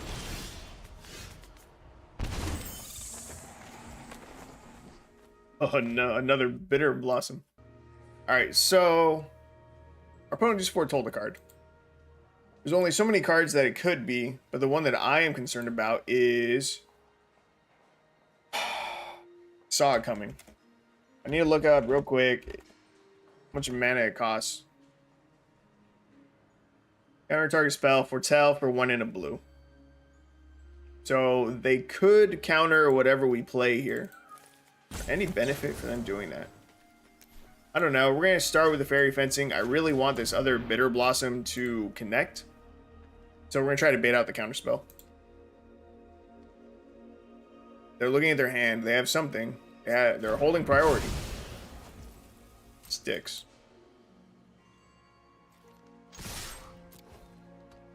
Go to attack. See if they have a response here. Okay, it was Poison Cup. That's perfectly fine. That is better for us than Saw It Coming. Hell yeah. It's also better than like an All-Runs Epiphany or something. That card's nuts. And now, we get down Bitter Blossom number 2. We are down 15 life already. Definitely something to note. Life total's looking... I mean, we're still fine for now, but we've taken more damage from our Bitter Blossoms than he's dealt to us.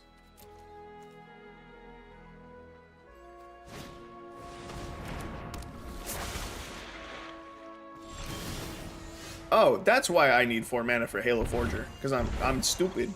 When it enters the battlefield, I have to be able to pay 1. Let's see, when it enters the battlefield, if it was kicked, return target instant sorcery card from graveyard to your hand. I think I don't even need to play out the Halo Forger. I think I'm going to wait until he has a target that I actually want to kill.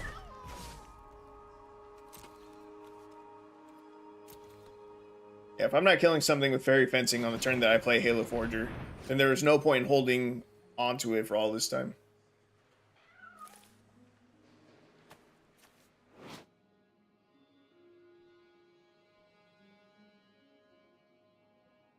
You know, what's really interesting about High Fae Negotiator is the fact that it has Bargain, which says you may sacrifice an artifact, enchantment, or token as you cast a spell. Now, the best target is normally Fairy Rogue. But something that we can do is actually get rid of one of our own Bitter Blossoms. I'm gonna take the block here. It seems suspicious that he's swinging. Maybe he has a board wipe.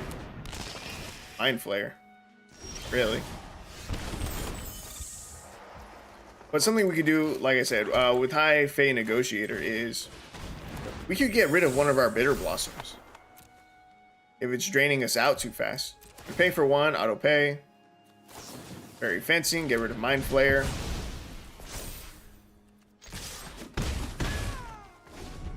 And it's a very real consideration that I have for this next turn. Bitter Blossom has us on a 6-turn clock, technically. But by just by destroying one of them right now, our clock goes to 10 plus turns. Well, we're going to take 2. It gives us a 9-turn clock.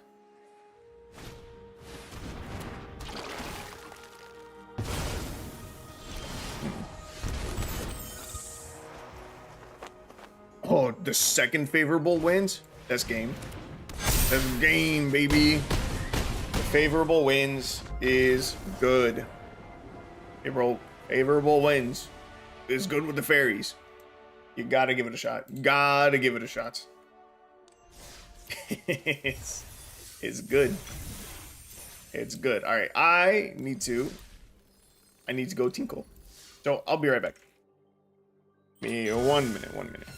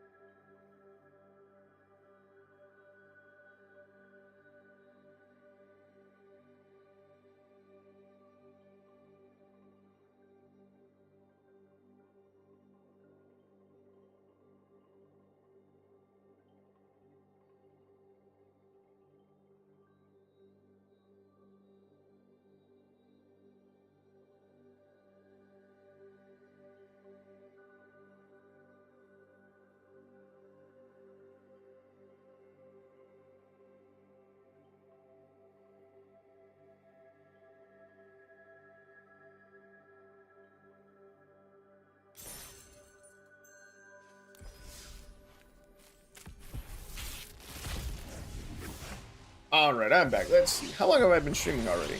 Almost 2 hours. We got the Sanguine Bond. Am I tripping? Has Sanguine Bond been in the game for like forever already, and that's just the new artwork? Because I feel like I never add this into my veto decks. Okay, so it is new to the game. Yeah, I was thinking that it's weird that I never ran Sanguine Bond alongside a combo piece that it combos with. And instead always run like the veto card. But it makes sense if that card wasn't in the game yet. Okay, so Fairies. I'm liking it. I think this is probably the final version of the deck. So what I'm going to do now and here, I'm going to bling it out just a little bit. We're going to play a few more games. And that'll probably be it. Grab Oko. Kind of need to run the fairy pet, right? And as far as card sleeves, I don't think I have anything fairy related. Isn't this Omniscience? That's fairy related.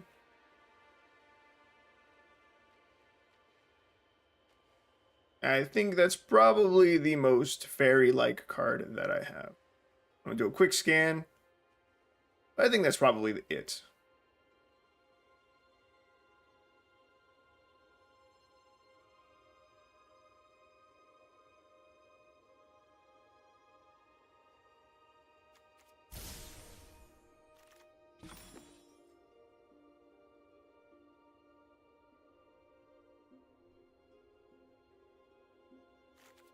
Faeries, Fly Styles, shirt, just Deadly Dispute.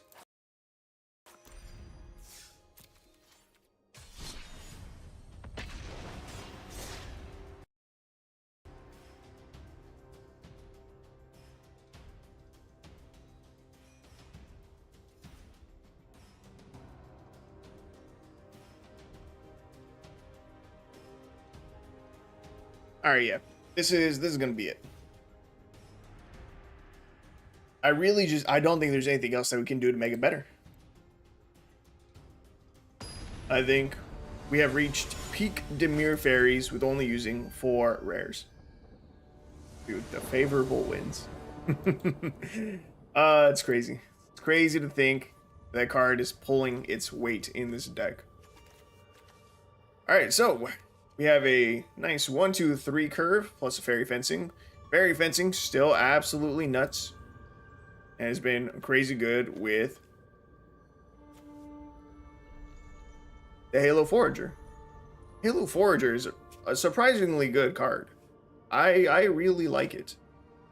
I wasn't sold on it at first. I really like it now. A High Fae Negotiator, it's okay. You know, I might even want to cut out a High Fae Negotiator for another favorable wins. That's how much I like favorable wins. Also having 4 or 5 drops, it's all right. It's kind of all right. All right, let's see. Turn 1, Choked Estuary. Get down our Snare Master Sprite.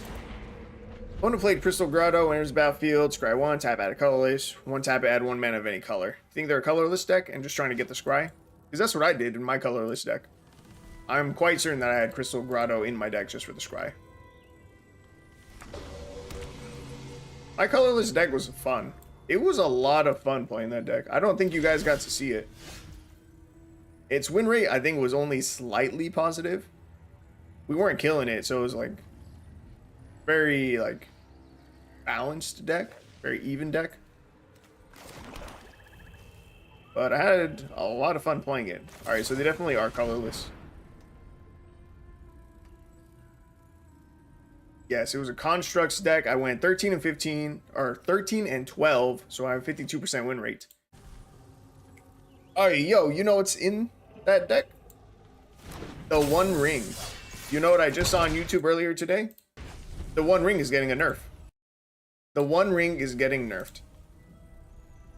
So currently, the One Ring, 4 mana, indestructible, when enters the battlefield. If you cast it, you gain protection from anything until your next turn.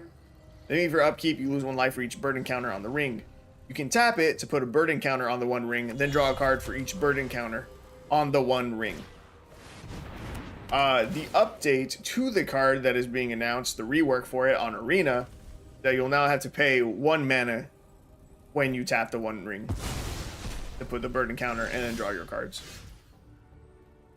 So it's going to slow it down a little bit. And on top of that, they are also, let's see. They are also nerfing Bowmasters. The Orcish Bowmasters. It has an ETB currently, and they are removing that part of it. And I think the rest of it is the same.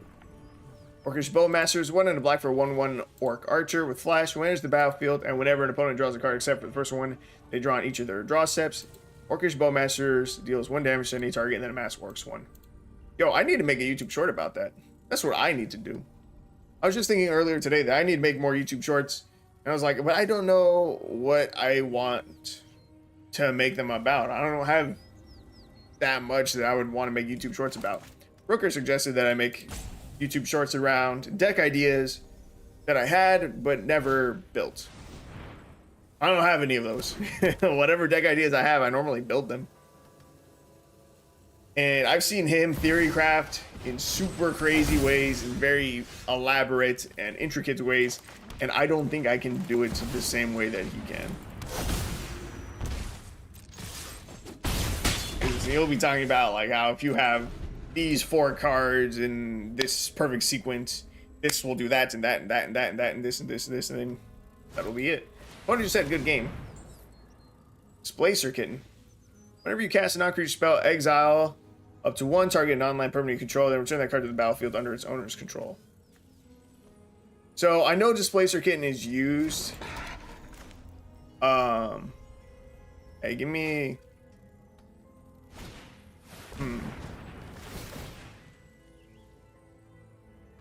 I need to kill the cat.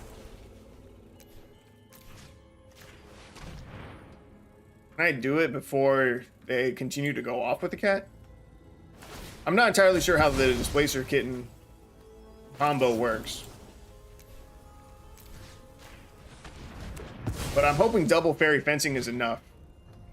Did we just win the game? Is that it? Was that their whole combo? Did the double Fairy Fencing actually just win them the game? Or actually just win us the game? Yo, tell me that was it. Tell me that was it. My allies are counting on me. Are we still in it? Bro, I didn't know you can use Displacer Kitten with colorless stuff. Paradox Engine? They don't have the mana for that currently, right? This is one less. For Blossom. Will we have enough damage? We can kill Karn, but we need to go face. Bro, there's no way. We're gonna let them get another turn. Maybe I should have killed the Karn. The fucking One Ring. Of course. Of course. Damn.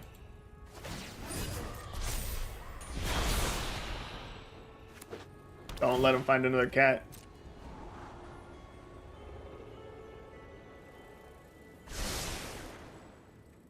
One to the top. That's horrifying. Karn's gonna grab another thing. Door to nothingness. Oh, that's horrifying. Wait a minute. A Paradox Engine Door to Nothingness deck is kind of sick. With the Timeless Lotus. Yo, that's actually kind of cool.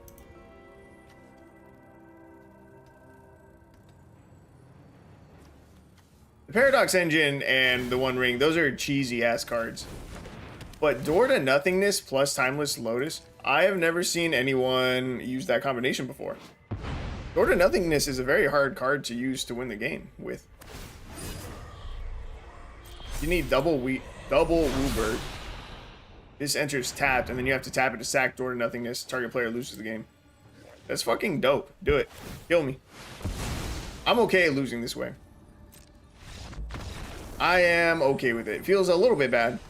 Because, I mean, we had him at 4 life. But I'm okay with it, mostly because we killed his Displacer Kitten. And we made him look a little bit dumb for assuming the game was over.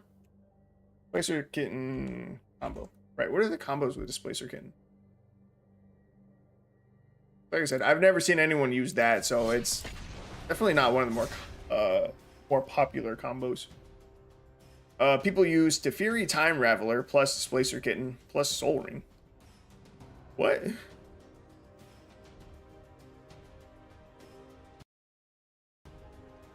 Let me read the cat. Whenever you cast a non-creature spell, exile up to 1 target non-land permanent you control, then return that card to the battlefield under its owner's control. Fury plus Displacer Kitten plus Soul Ring. Opponent can cast spells only anytime they can cast sorcery +1, so your next turn you may cast sorcery spells so they have flash. -3, return up to 1 target artifact, creature, or enchantment to its owner's hand, draw a card.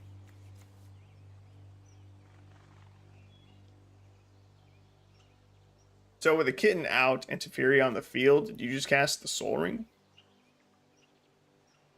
And then bounce Teferi, to then -3 Teferi, to bounce the Soul Ring back to your hand, to then cast the Soul Ring with the 2 floating mana they used from the first time you cast Soul Ring, which will then bounce the Teferi again.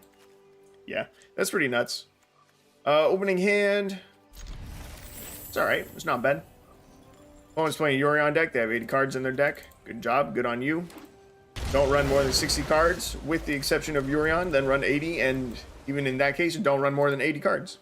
Only run the minimum amount of cards that you need. It makes your deck more consistent. And people still seem to struggle with that concept. And they struggle in their deck building because of it.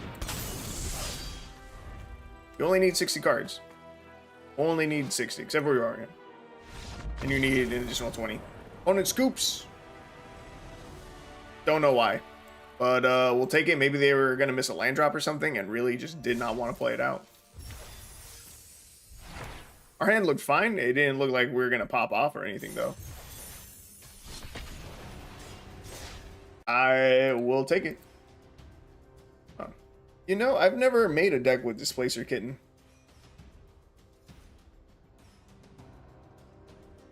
Is Soul Ring historic legal? I feel like it's not.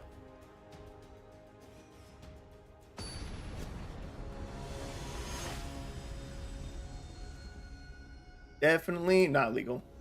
Oh, we don't even have Soul Ring on Arena. Alright, so let's see. It's Fairy Time Reveler plus Mana Crypt plus Mox Opal plus Mox Amber. Mox Amber I know we have in the deck for sure. Or in the game for sure. Teferi plus the One Ring. Bro, that'd be nasty. That'd be stupid nasty.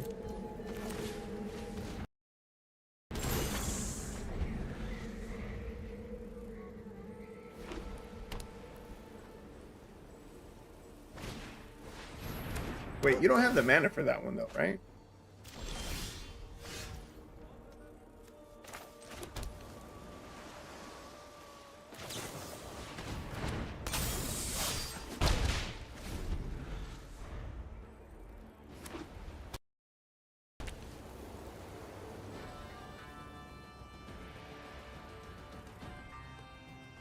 I don't know how it works with the One Ring. Soul Ring and the other mana rocks make sense because, well, 2 of the mana rocks, 3 of the mana rocks are free to cast. Soul Ring gives you enough mana to recast it once the Fairy bounces it to your hand. The One Ring does not do that. So I feel like there's something missing to that combo. I feel like that's incomplete. Here we're going to drop the Favorable Winds. Swing in for decent damage, hold up the Fairy Fencing, and then kill something with Fairy Fencing. Then, next turn, we're going to play a Halo Forager and the Fairy Fencing and kill another thing. Near a Wild Mage, it's a commander-only card. Displacer Kitten plus Eternal Witness plus Lotus Petal plus Jeweled Lotus. A lot of stuff. Holdrotha plus Displacer Kitten plus Lotus Petal. Displacer. Pay 0 here, we kill the Inspiring Overseer, Aether Channeler plus Mana Crypt plus Soul Ring. Nope.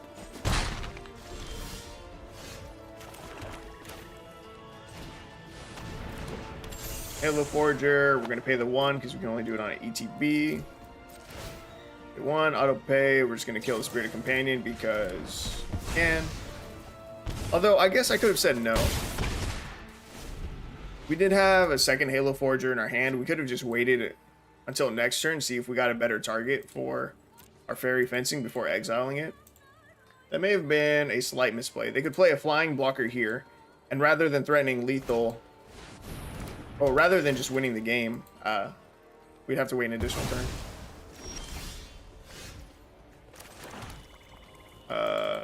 Is this lethal? No. I have nothing to bargain with. What do they have in here? Nothing that I can use. I think we just hardcast the High Fate Negotiator. Loses life. They go down to 2. They go down to 3. I'm bad at math.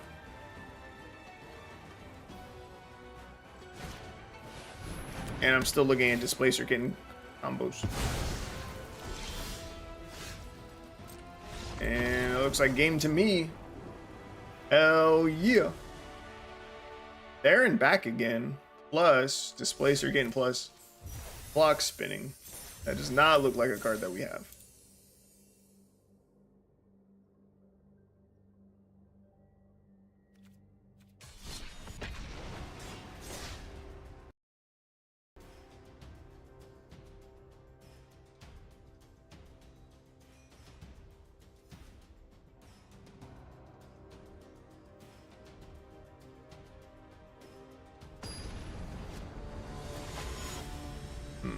This one's a lot of combo pieces. Not that one. Well, I guess these are kind of the same. But Displacer Kitten plus Dockside Extortionist plus Arch. Aeomancer plus Cloud Shift. Dockside enters the battlefield. You get a bunch of treasures. You cast the Arc Aeomancer. Then Cloud Shift it.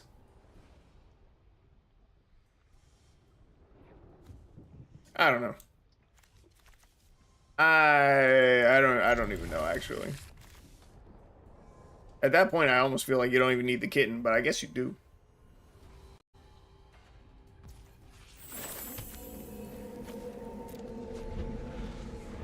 No, turn 1 play feels bad. Turn 2, Fyra. Turn 3, probably favorable winds plus fairy fencing. Hopefully we hit our land drop. If we don't, that'd be very bad. Oh, but yeah, I can't forget. I need to make a short. I need to make a short about the One Ring and its nerf. Okay, so we hit 3 mana. We go with the favorable winds, holding up fairy fencing, swing in for 3, and we pass the turn. Cool. Opponent does nothing. Pretty good for us. Do the same thing. Just swing in for another 3. Hold up. Go for the throat. Hold up Deadly Dispute. Hold up Fairy Fencing. Hold up all the interaction. Opponent cannot find land number 2. They are a deck with 1 with the Multiverse and Itali. That's horrifying. Gonna play the Snare Master Sprites. We're going to decline. Swing in for another 3. What's the white card? The Invoke Justice? Is that what they are? I think they're an Invoke Justice deck. That is getting screwed on mana, and I am okay with that. I do not feel bad for them. Invoke Justice. That was a standard deck. I think they're trying to run out here in Historic. Invoke Justice, pay 1 and 4 white, return target permanent card from the graveyard to the battlefield, then distribute 4 +1/+1 counters among any number of creatures and or vehicles target player controls. Then play the One Ring for right here. Very bad.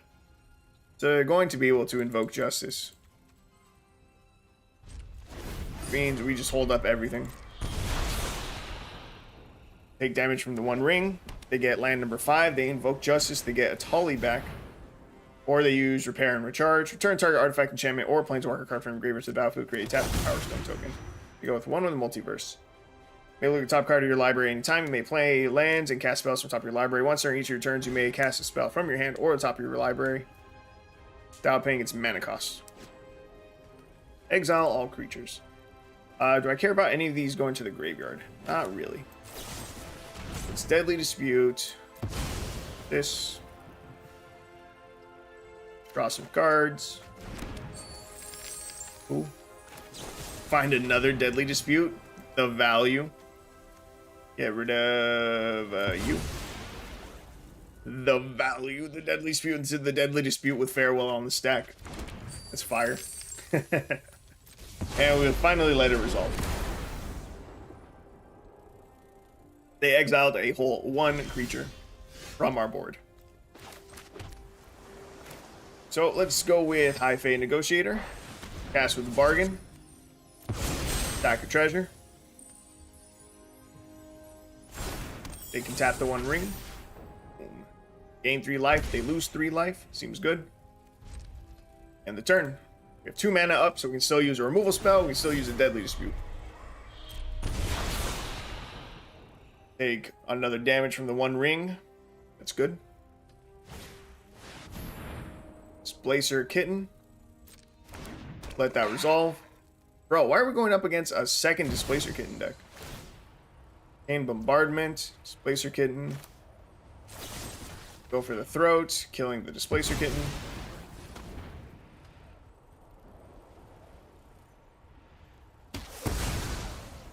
Kitten dies.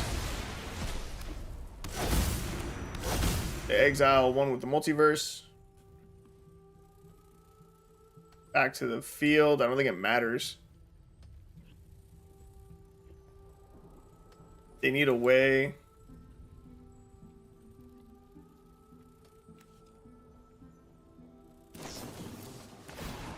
I'm gonna say they need to cast an instant sorcery spell and they need to hit. That's almost good enough. I'm gonna say they need to hit their farewell, but they miss it. Faithful Mending gains them 2 life. They're up to 5. They're not dead on board. Or technically they are dead on board right now. They have 2 mana still. They just drew a bunch of cards. Portal to Phyrexi's in the graveyard now too. They die to the 1 damage from the 1 ring. If they don't get a blocker, if they don't get rid of High Fate Negotiator, that's just game, I think. They have 2 mana. I'm almost certain this is game. If they have an instant, they could cast it now to trigger Arcane Bombardment. So technically they're not dead. If they had an instant there, they wouldn't be dead, but now they died to the 1 ring. Let's go, baby. Let's go. We're lucky that they struggled to find land for like the first few turns.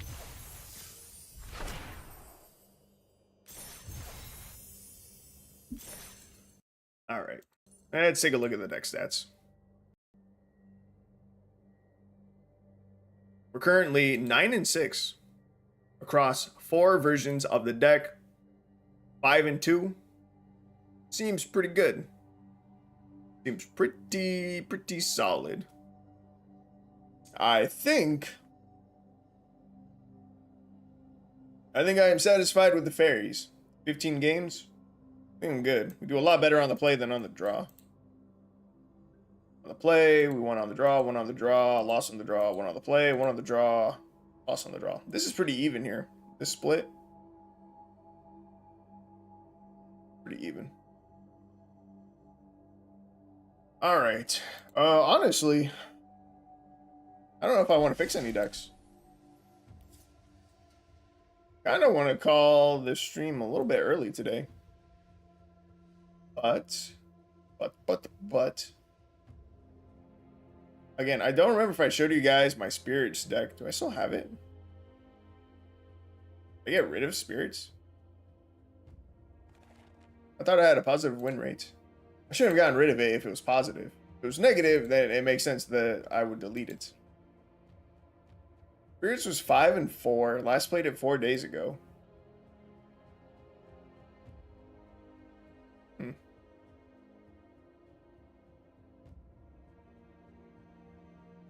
I'm not blind, am I? I know I'm blind. I mean, wear glasses. But I'm really just not seeing it. All right. Well, you know what? This is a big benefit of having Untapped. Copy to MTG. Import this bad boy. And just grab my old deck list. Imported deck. And I think I'm going to try Favorable Winds in the deck instead of the Modern Age. And it'll make our Geist Light Snare just better. Curious Obsession, I think I'm going to cut back on 1. And then we go with Favorable Winds.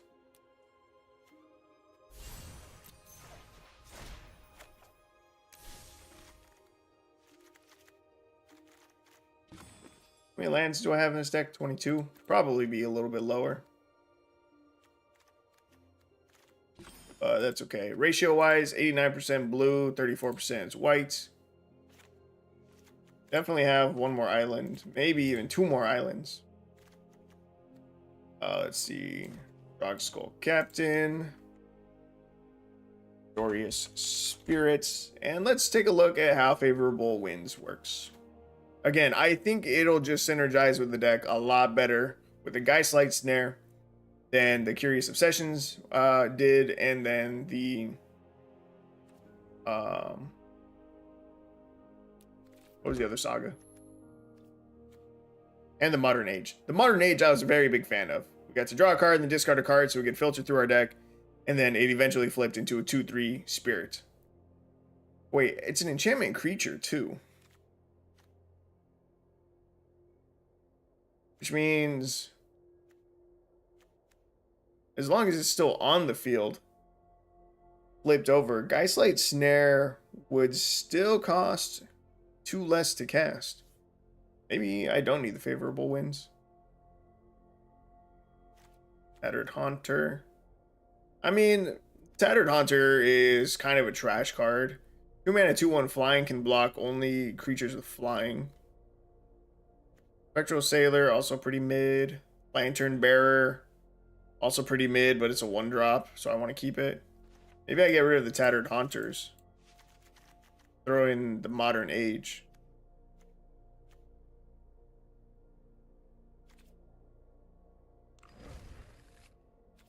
Deck name already in use. Done. Wait, then where's my Spirits deck? It's literally right here. Alright. We're gonna delete that. We're gonna go back to our Zoria Spirits. I really am blind as shit. It was right there the whole time. So what do? We cut out the Tattered Haunters because they're not good. The Modern Age. I cut out 1 Curious Obsession, and then we went up to 4 Favorable Winds. See, Curious Obsession is not a card that I normally would have run, but the enchantment synergy for the Geist Light Snare is good. The draw was really powerful in one of the games that I played, so I'm going to leave it in. But see, for me, this would now be more like a Fading Hope kind of card slot. So, we'll try it out. I just might not need the Curious Obsession anymore. The biggest reason why I liked it was because of the fact that it was an enchantment aura. And we didn't have very many enchantments in the deck. But now with Favorable Winds,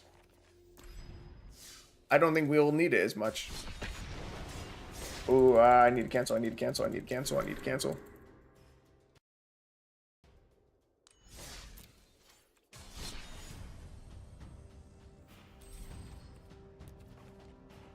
Yeah, I just might cut that out for Fading Winds. Or Fading Winds. Fading Hope. Because again, I'm not a counterspell player. I'm really not. I don't like playing counterspells. I would much rather deal with a threat once it hits the board. Just, I don't know, man. I like playing Magic. I think other people enjoy playing Magic, which is why they are here. But counterspells don't let you do that. And it's kind of just rude. We're going to keep this opening hand. We don't have white mana, which is a little bit sus, but we have 2 turn 1 plays. And the Modern Age, which we can also play. And we're just fine. I like Spectral Sailor. I'm never going to hold this up until my opponent's end step. Just to flash it in. Like, that's so... It feels so extra to me. Like, I could not give a shit about doing that. Alright, we're going to get down the Modern Age. Probably ditch an island here. Yeah, I'm not in a tournament. We're not playing ranked. I don't need to be that sweaty when I play. I don't like being sweaty when I play. Cookie. You guys hear that? Probably not. Hopefully not. But Cookie's drinking water. You know what that means. Cookie. Here, baby. Get to see Cookie. Come here. Up. Alright, you don't need this many snares. Cookie, come here. You're being a lazy bug. Come here. Come say hello. Oh, there she is. There's my baby girl. And there she goes back to bed. Okay, so let's see. Let's play Spectral Sailor and Doppelgeist. And we end the turn because we cannot use the Curious Obsession, but we will Geist Light Snare something. Right, I was just saying how I don't like counterspells, and we have Geist Light Snare in the deck, but it's a payoff for running Spirits. And so, I mean, I got rid of Curious Obsession. If I did, we'd have both counterspells and Fading Hopes. So anything that gets past the counterspell would just get Fading Hoped, potentially to allow us to counter it the next time. But you see, it looks like Curious Obsession is gonna provide a lot of value in this game already. So maybe it just stays in. Maybe I don't need to add in the Fading Hopes. I hope he's not roping me just because I had to rope a little bit. I was saying hello to my dog. I was just petting my puppy. My big puppy. Going to the groomers tomorrow. Finally gonna get a super good deep bath. Alright, see, I think this guy's just being a douchebag. Oh, he is being a douchebag. He's intentionally running out the clock just because I wanted to see. I just want to pet my dog. Yeah, we're just gonna mute this guy. He's being a douchebag and a tool. What is wrong with some people? You had to wait, oh no, 10 additional seconds, and I was still playing the game. Still am playing the game. Bro, it's so petty. Again, this isn't a tournament. Are you in that big of a hurry to get through this match? Play another one? You're not. Because if you were in that much of a hurry, you would just concede the match and get into another one. He thinks I won't play this game. I'm gonna play the game. I'm in no rush. I'm not gonna get salty about him trying to waste up his whole timers. But it's just a really shitty way to play. It's not a fun way to play. Like, how do you enjoy this game playing like this? It makes no sense. Alright, let's go with Curious Obsession. Put it on. Spectral Sailor. Swing. Deal 3, draw a card. Hell yeah, take that action. Ooh, another Curious Obsession. That's pretty dope. I think I'll play this Topplegeist. And we end the turn. Hold up 1 blue for another Geist-like Snare. And hopefully next turn, swing with double Curious Obsessions. That'd be lit.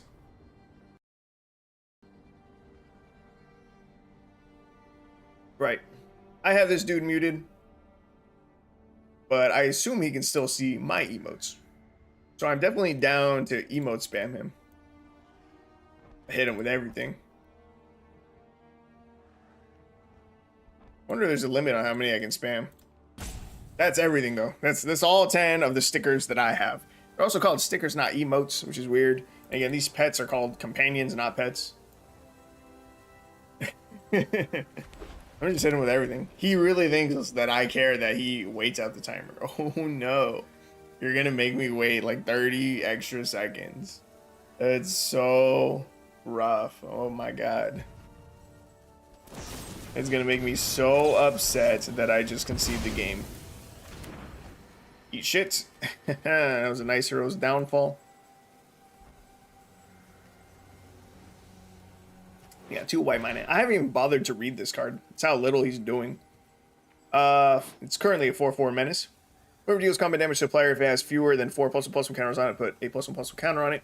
Then if it has exactly 4+1/+1 counters on it, search your library for a card, put it into your hand, then shuffle. It's fine. That's fine. Bro really still thinks that I care.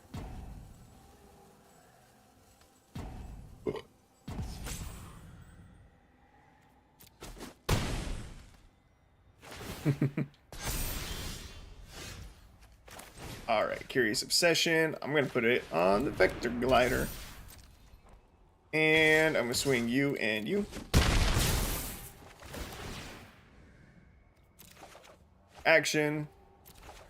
Take action. Cool. Alright, we got another blocker. That's good. That's good, because I do not want his Ayara to be able to tutor a card. He could be running board wipes, it wouldn't surprise me. He's got to be tutoring for something, right?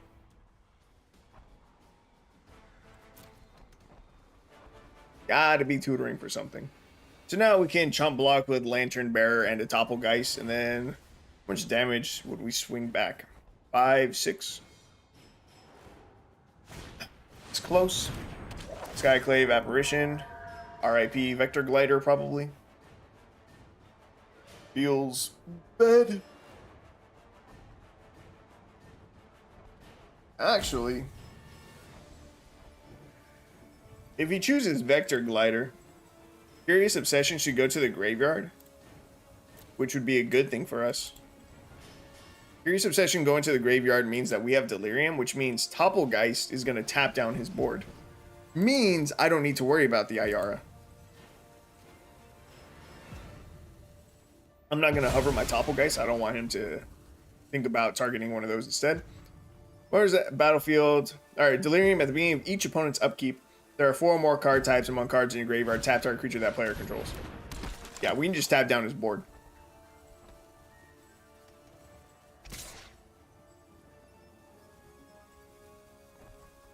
Okay, maybe not his board, because I'm going to have to use the Topplegeist right now to block with.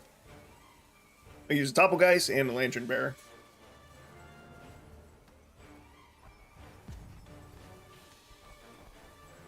You know what I haven't considered? Huh.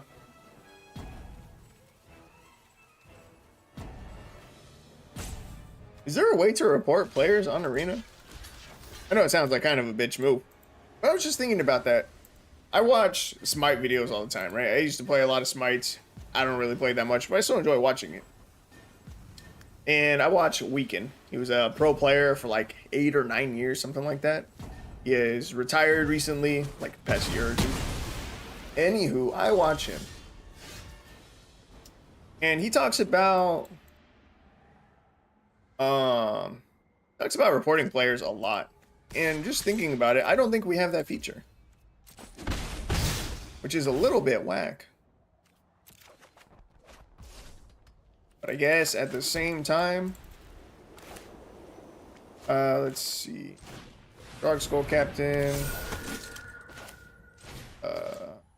Put that here. But at the same time, we have the built-in timer. That is as much time as the developers have declared as being like fair, right? It's a fair amount of time for someone to play out a really long turn, make a bunch of decisions, maybe run to take a piss real quick. And there is only so many that you have. He did go through both of his timers already. That's interesting. I had never thought about that before. There is not a report button.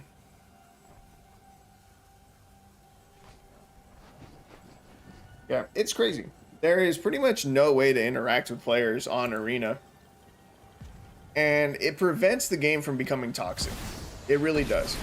If we could chat with each other, if you could befriend people, it's super trash to me that you cannot send friend requests. Absolute dog shit that you cannot friend request an opponent that you just recently played. But again, it prevents the game from being more toxic. If I lost in a really shitty way, or like a really bad game, like I got super annoyed at the person I was playing against, like Joel, then at the end of the game, I might send Joel a friend request just to message him, call him a little bitch, you know, something like that. And that would just make the community toxic. But by completely distancing people, by you having to have some other form of communication to find that player and then befriend them, I don't know, it's just crazy. It prevents all of that.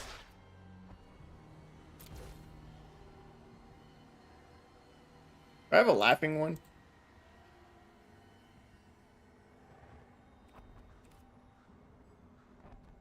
I would just spam him with GG. Do I have the other GG equipped still? I don't think so. We're just gonna spam him GG until he concedes.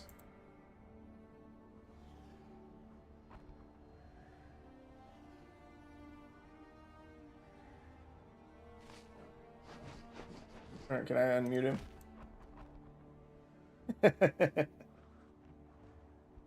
We'll just keep doing it. Hey, if he wants to be toxic, I'm down for it, dude. I am down. I'm down to clown. He'll beat his ass anyway. He just made it take that much longer. Could have beaten him in like 3 minutes. You want to make it take like 10.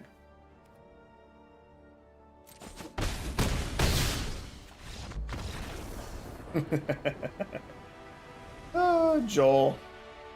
Why would you do this to yourself? You're such a clown. I was worried about the amount of mana in the deck. Started to flood out a little bit. Maybe I cut down on one, maybe not. Counter spells felt good. Didn't need Be Fading Hope.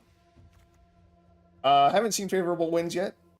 I think we've only played like 2 games just now. We've only played 1 game since I added favorable wins. That was our first game. Bro, that was a 12-minute game because of Joel. I literally could have beaten his ass in 3 minutes. Oh my god. That match took so long that I did not remember it was our first one. Don't be like Joel.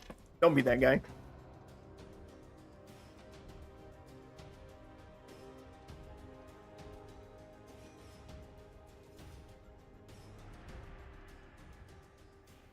All right, I think we're going to play maybe 30 minutes of Azorius Spirits. I'm going to check my list real quick to see if I have it on the list. Probably do. Again, we were positive already, so I think it probably did make it onto here. It is not on my list yet. I do have an Azorius Incubate deck, though. Azorius Spirits, and then Dimir Faeries. Alright. Both of those were on my list for to do later. How many am I at now? 1, 2, 3, 4, 5. I am almost there. I'm almost there with my list. Let's see. We can try to rebuild a curse deck. It really just was not working. Mono black curses. Struggling big time. Struggling a lot. I don't know why I was struggling so much. But it just seems to not be good. Could do a +1/+1 Selesnya deck with Hopeful Initiate and Botanical Brawler. Saw an opponent using that and it was kind of beating my ass a little bit. I can't remember if they won. But it was cool enough that I wrote down the idea. Yeah, honestly, I'm willing to bet that my list could probably just be done already. I'll just have to go back in time, grab a few more decks from the past, add them to my list. Probably just good enough. Like, I don't even have a Skewed Swarm deck on my list. Ooh, double planes. Unlucky. Aren't we only... Oh, yeah, that shouldn't happen. Double planes into double planes really should not happen. We only have 8 planes in the deck. So we just had to mulligan down to 5. If we lose this game, remember that fact. We're starting at a huge disadvantage because Arena wanted to screw us. We literally only have 8 planes in the deck. I don't know how that just happened. We're going against zombies. If they have a removal spell here, I think we lose the game. Actually, oh, wait, they have blue. That's a lot of damage still. I don't think we're going to be able to beat them. I think they're just going to be too fast. Yeah, I don't think we're going to be fast enough to beat them. Feels bad. Did this deck make it? Did my feather deck make it to the list? Salon 1, Azorius Incubate, Mirrored Shrines, Vamps, Azorius Spirits, Dimir Faeries. It is not on my list. Oh my god, we're down to 9. Favorable wins are not enough.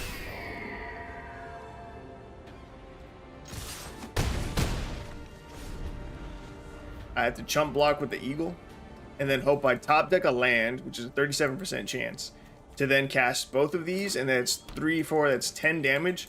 I'm still 1 short. We cannot win this game. They are aggro. They went first. Ooh. Oh, wait. Blade Stitched Scob. Wait, if my Empyrean Eagle survives, if they don't have some instant speed buff spell here, if my Eagle survives, we potentially win the game.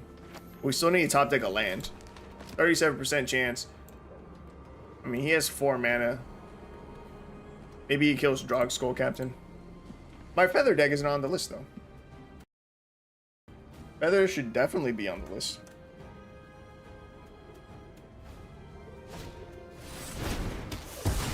Oh, there it goes. that the land? It is.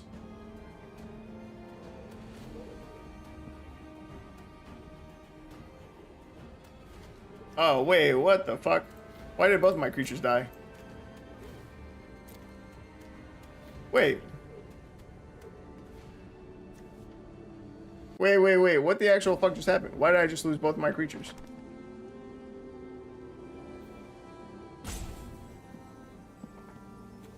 Did he... He only has one card in the graveyard. What the fuck just happened? How did I lose both?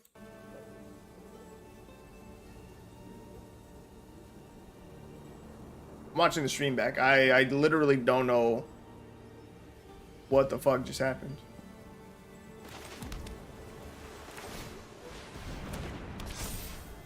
Bloodchief's Thirst onto Drogskull Captain.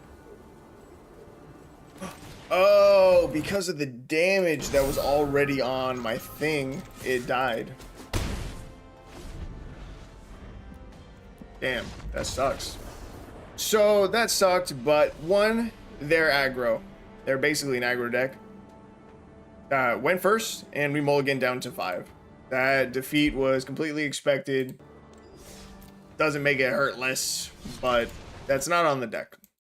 It's really not. We went in with huge disadvantages. We just got fucked by arena shuffling.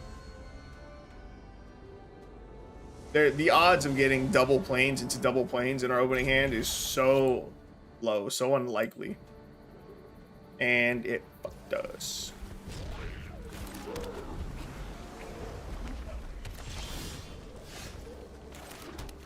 Port Town. Hell yeah, brother. I think we go with the Modern Age.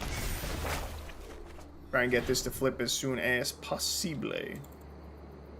Snare? Is that what I ditched? I'm gonna ditch this snare. I'm gonna keep the Modern Age. I don't know if it's the right call. Yeah, oh. It was not the right call. I was honestly kind of expecting goblins. Was really not expecting it to be dragons. Pretty scary.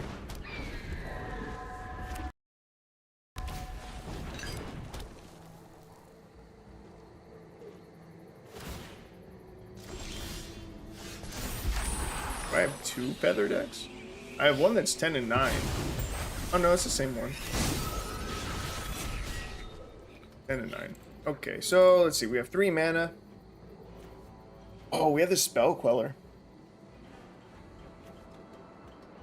Or less. I don't know that Spell Queller works. I'm just gonna get down another Eagle. Okay. I think Spell Queller would work at countering the dragon. Because the CMC should still be the same. Oh wait, no, it's 4 or less, not 4 or more. Spell Queller's not that good then. Their dragons are gonna cost more than 4 CMC. Commanding Dragon? Yeah, see a 5-drop. Let's see. Second creature, if you decline, deals 5 damage to you. I will decline. I'll take that 5. Give me a land. Give me a land. Give me a land. Give me a land. Give me a land. Give me a land. 38% chance on top. Give me a land. Fuck. If we can just double favorable wins, we're gonna win the game. If the Modern Age now, we can ditch Spell Queller. Oh my god, we don't fucking hit our land drop, bro. You're lying. You're fucking lying. Oh my god. I need one more land and I could win this game. But now he gets another dragon down. There's the battlefield. If there are no basic land cards in your library, it deals 3 damage to any target. Okay, that was weird. I don't know why he didn't just go face. Gold Span just dies to Vector Glider. Bro, the Vector Glider. I kept it in the deck. And that 1 toughness makes a big difference. Oh, Jesus. At this point, I don't need 4 mana, so I can discard Plains, Island. Double favorable wins here. Make our shit really big. Is that enough to threaten lethal? 16. He could take all of this to the face. He has 9, 10, 14 damage on board. I need to leave a blocker at least. I'm gonna swing 2 of my eagles. I'm gonna swing my 2 eagles.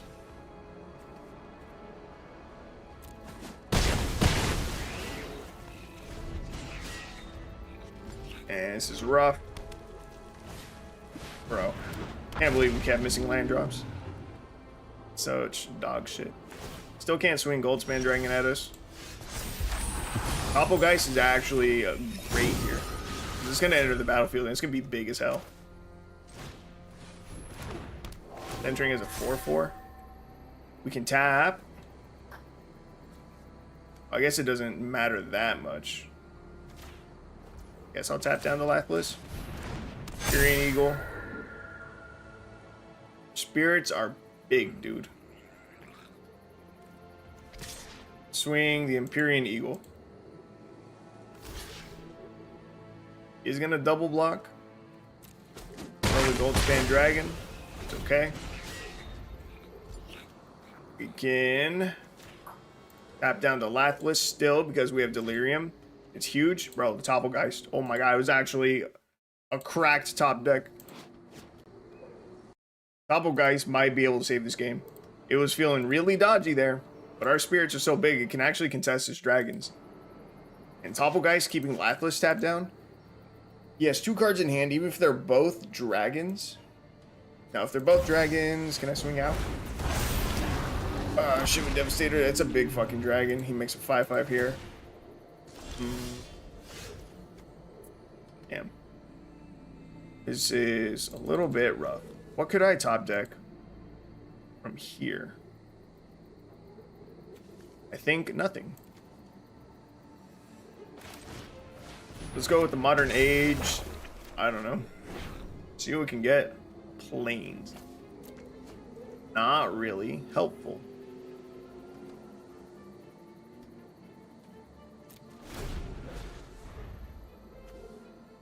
Tap down the 10/10, I guess. Damn. Bro, how many lands are we running this deck? 22? We shouldn't have gotten this screwed on lands. And getting screwed early sucks. And they have another Lapis. They went too wide. I hit him with a good game. I think that's probably just it. Actually, I can get rid of Spell Queller. It still hasn't done anything. I can drop Lantern Bearer. I can drop Dog Skull Captain, which is also pretty beefy and gives hexproof and stuff. And like, I think we just swing. I was gonna concede, but Lantern Bearer is actually a good top deck. The 1 drop is actually good.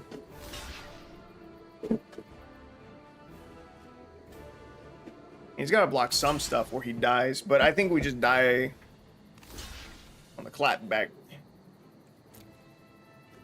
Atlas, that guy first. 5/5. Opponent goes down to 6. They have a 10/10 Shivan Devastator. Does not have trample though. Oh yeah, they get Lapis back. We get another Vector Glider. Lantern Bearer. Didn't we just have a Lantern Bearer die? No? Can't really swing, but he also can't swing. If he swings at us, he dies. Well, I'm gonna say no attacks. The only creature he can safely swing is the Devastator, really. Fearsome Whelp, that's okay. That's not great. It makes him another 5/5. God damn it. We're so close. Yeah, see, he can't swing either. I'll play out the island. I'm not going to bluff him. I'll say no attacks. Dragon Lord Servant. It doesn't trigger Lathlis, which is good. I think he swings out here. He doesn't swing out. Oh my god, and now we're flooding out. What he can do is swing out with everything. Use Lathlis's ability 3 times to pump all of his other creatures. He's not using Lathlis's ability. And I have just drawn 3 lands in a row. Bro. You're fucking lying. Lathlis, let me pull up this. I don't want to show him Lathlis. He can pay 2, dragons you control get +1/+0 until end of turn. He can wipe us. Bro, another land. What is that? 4 lands in a row? I know I was bitching about struggling to hit a land, but now it's not the time to be drawing them. That is so unlucky. Invasion of Tarkir. 2 damage to my face. He's got to swing out here. This has to be it. He still doesn't swing. Bro, what are you doing? Another Lantern Bearer. Okay. Not great. It's another blocker. Attacks. I'm telling you though, he has us. And Sushi. Alright. Now there's just no way we win. Frog Skull Captain. Would have been a decent top deck like 3 turns ago.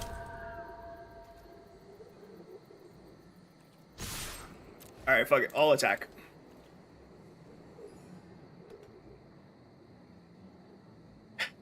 He has enough chump blockers. It doesn't matter.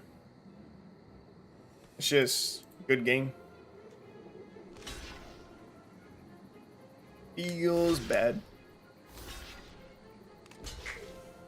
Double blocking is unnecessary. It's kind of rude, honestly. Oh yeah, it's Dragon Lord's servants can't block. In my head, they could. You. Yeah.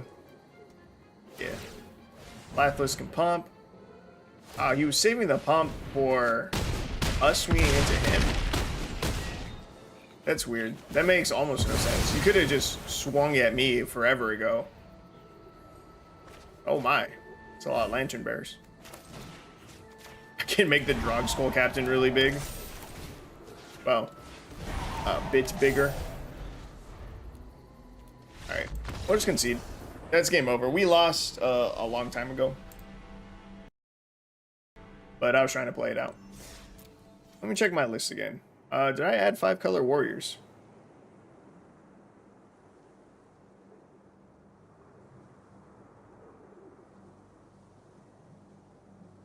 Oh, 5-color humans. I wrote 5-color humans, but it's warriors. Unless the humans is a different deck. 5-color humans a different deck?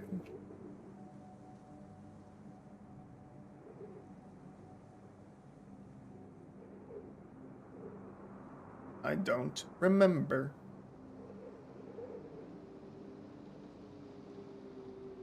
I don't think it is.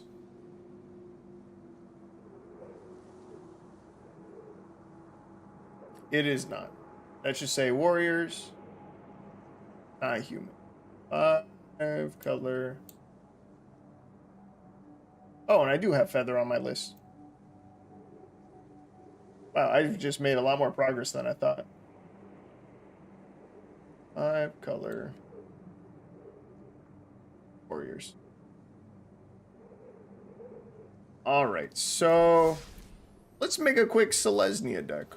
+1/+1 counters with Hopeful Initiate and Botanical Brawler, and we go from there. God damn it.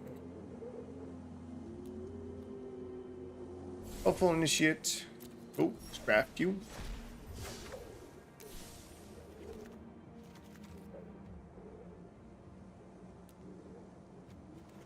Botanical Brawler. Hell yeah. Okay, so Hopeful Initiate has training. So 1/2 training. Whenever this creature attacks with another creature with greater power, put a +1/+1 counter on this creature. You pay 2 and a white to remove 2 +1/+1 counters from among creatures you control. Destroy target artifact or enchantment. That's a great card. That is a great card. I need to build a commander deck that's Selesnya +1/+1 counters, just so I can have that card in it. All right, Botanical Brawler. White and green for 0/0 trample enters the battlefield with 2 +1/+1 counters on it. Whenever one or more +1/+1 counters are put on another permanent you control. If it's the first time +1/+1 counters have been put on that permanent this turn, put a +1/+1 counter on Botanical Brawler. Right, seems good. So let's look up most powerful word in Magic whenever, and then +1 and counter, and see what else we have that does something similar. Common and uncommon. Let's start with something that is Selesnya. Turn on crafting. So this one, whenever you gain life, put a +1/+1 counter, And scry 1. This card is pretty nuts. We could add a life gain sub-theme to the deck if we want. Whenever an artifact enters the battlefield under your control, put a +1/+1 counter on target creature you control. Good Fortune Unicorn. 3 mana, 2/2. When it enters the battlefield. Whenever another creature enters the battlefield under your control, put a +1/+1 counter on that creature. The Unicorn seems pretty fucking good. Wandermare. Whenever you cast a creature spell as an adventure, put a +1/+1 counter on Wandermare. I'm crafting a full set of the Unicorn, bro. It's nuts. That's crazy. That's so good. it's just good. Damn. I don't even know what else I would run. Let's see.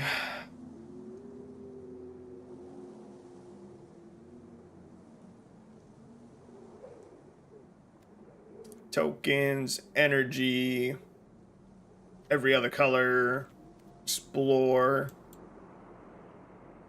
Scurry Oak, landfall. Heard Baloth is awesome.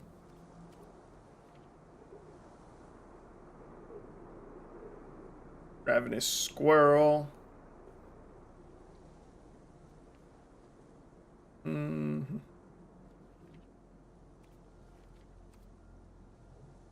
Yeah, I wonder if we just throw a little bit of life gain into the rest of the deck. It's kind of lame, a little bit of a cheesy cop out if you ask me.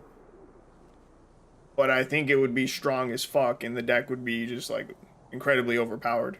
Because then we could throw in like an Ajani's Pridemate as well.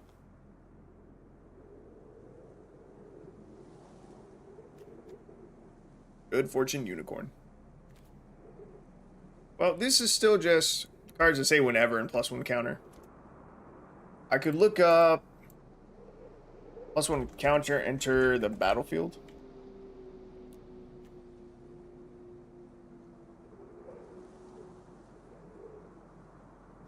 We could also look at cards like the Dusk Shell Crawler. We could look up cards that say like creatures you control with +1/+1 counters. When it starts the battlefield, put a +1/+1 counter on target creature. Battlefield with +1/+1 counter on it. When it dies, put its counters on target creature you control. Star Pupils, kind of cool.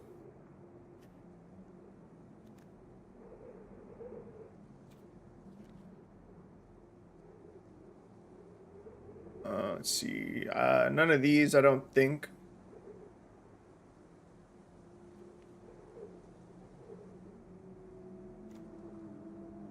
Dueling Coach. When it enters the battlefield, distribute 2 +1/+1 counters among 1 or 2 target creatures you control. For 4 mana, that's not good.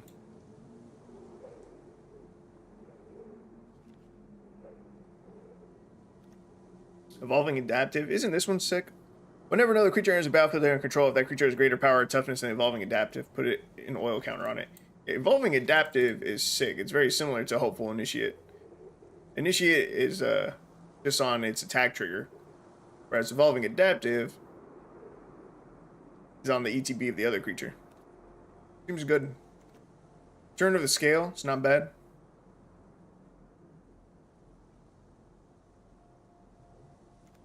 Servant of the Scale, I think, is literally the same as that white card that we just saw, right? This enters the battlefield with +1/+1 counter on it. When it dies, put its counter on target creature you control. This is worded differently, but I think it's the same. This enters the battlefield with +1/+1 counter on it. When it dies, put X +1/+1 counters on target creature you control, where X is the number of +1/+1 counters on Servant of the Scale. These are literally the same card, just one in green, one in white. We already have a decent amount of 1-drop, so I don't think we need to add it. But if, we decide we really need more 1-drops, we got 2 options. And we can move in either color, whichever one we want to do. That makes our deck, like, more evenly split. Like, Dusk Shell Crawler. Just gives our stuff trample. And only one of our creatures so far has trample, so I think their Crawler is just good. What is this? Is this specifically power? Yes. Dusk Shell Crawlers, not great with the Hopeful Initiate, but it does work for Evolving Adaptive, right? Greater power or toughness, yup.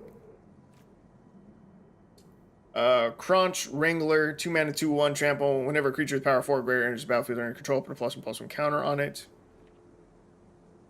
Fallen Bright Druid. I've always liked the idea of Fallen Bright Druid, but it's never been good in a deck that I put it in. So I think I'm actually going to pass. This said additional +1/+1. Whenever you cast a creature spell, if no mana of any of that spell's colors was spent to cast it, that creature enters the battlefield with an additional +1/+1 counter on it.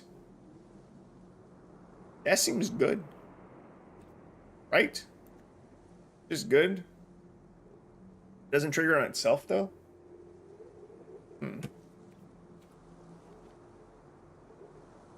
That would be kind of cool. I like it.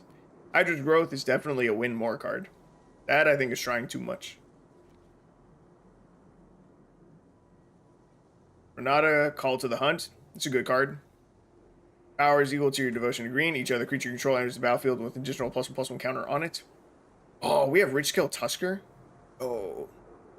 Yo, I love Rich Scale Tusker. It's going in. It's going in the deck. I think I'm going to try out the snow card. It gives me an excuse to run snow lands, and then also my favorite snow card ever is the fight one. Snow. Blizzard Brawl. Run Blizzard Brawl. We can run Into the North. But also run Spirit of the Elder Guard. Spirit of the Elder Guard's a big creature. And 2 Into the Norths. Maybe even go 3 and 3. Tentacle Brawler. Yeah. I'm down to clown. I'm down to try this. And 2 Arctic Tree Lines. 89% of our deck has green, 33% has white, so we're pretty heavy in the green department. Twice as many green as white, I think so. Oh yeah, these need to be snow lands also. Kind of would have been a big fuck up. I think that was going to be 7, and then the rest forests.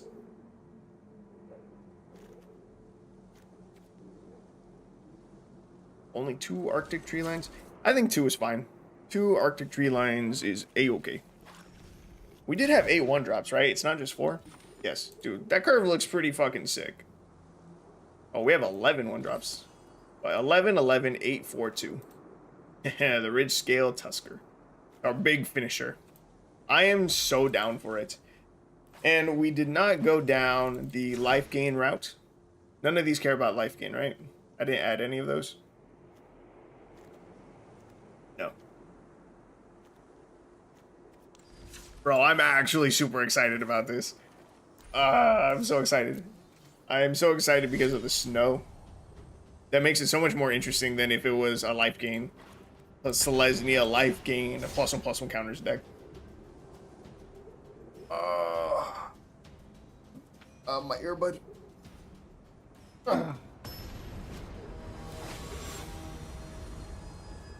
Alright, let's do it. Let's do it. Let's do it to it. I'm gonna call this one Snow Counters. Bro. Hand's looking good. Hopeful Initiate, turn 1. Seems good. Turn 2, Dust Shell Crawler. Doesn't do much for our Hopeful Initiate. But hopefully we find something better. Blizzard Brawl, that's alright.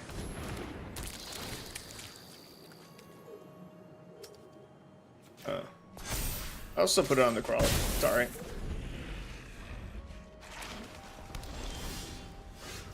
I was gonna say, show me a land. Into the North is close enough. Now, we have 1 mana. We can only use Blizzard Brawl, so we get the Arctic Tree Line here. Swing in for 2. No big deal, no big deal. That Ridge Scale is Mythic Uncommon. Kaladesh draft.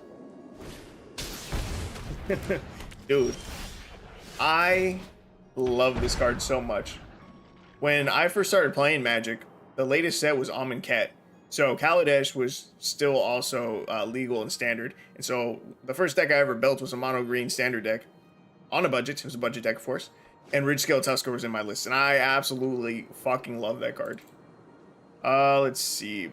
I really kind of want to get down the Boreal Outrider. But I think it's more important that we get the land that we need. So we'll get our other Arctic Tree Line. Swing in for 2. Not doing nearly as much damage as I would have preferred, but I mean, we're struggling to hit lands, which sucks. We're running a full 24. The game just doesn't want to give it to us. We're going to be stuck on 2 if we didn't find those Into the Norths. Had we been allowed to play on curve, we would have gotten our Boreal. We would have gotten the Boreal Outrider down on 3, and we would just land the Spirit of the Elder Guard, and it would have been sick. Yo, what the fuck?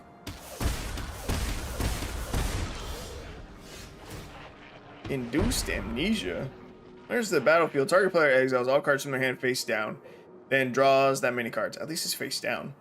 When this is put into the graveyard from the battlefield, return the exiled cards to their owner's hand. Yo, that's kind of crazy. That's sick with Underworld Dreams. That was cool. Okay, so how do I do this? Evolving Adaptive. Whenever another creature enters the battlefield under control, if that creature has greater power than this. Okay, so we want to start with Evolving Adaptive. Then play the Boreal Outrider, which will then trigger the Evolving Adaptive. Bro, we had Hopeful Initiate out turn 1. Turn 1 we had this out. And it still hasn't gotten a counter on it. Oh my god. Okay. I was so worried that was a board wipe. I was going to be so pissed. Are there any early counter producers that are uncommon? Technically, all of our cards. Okay, so let's see. How do I want to do this? I don't really need that yet. So swing out. Hopeful Initiate gets counter. Cool. Do I want to destroy this and get these back?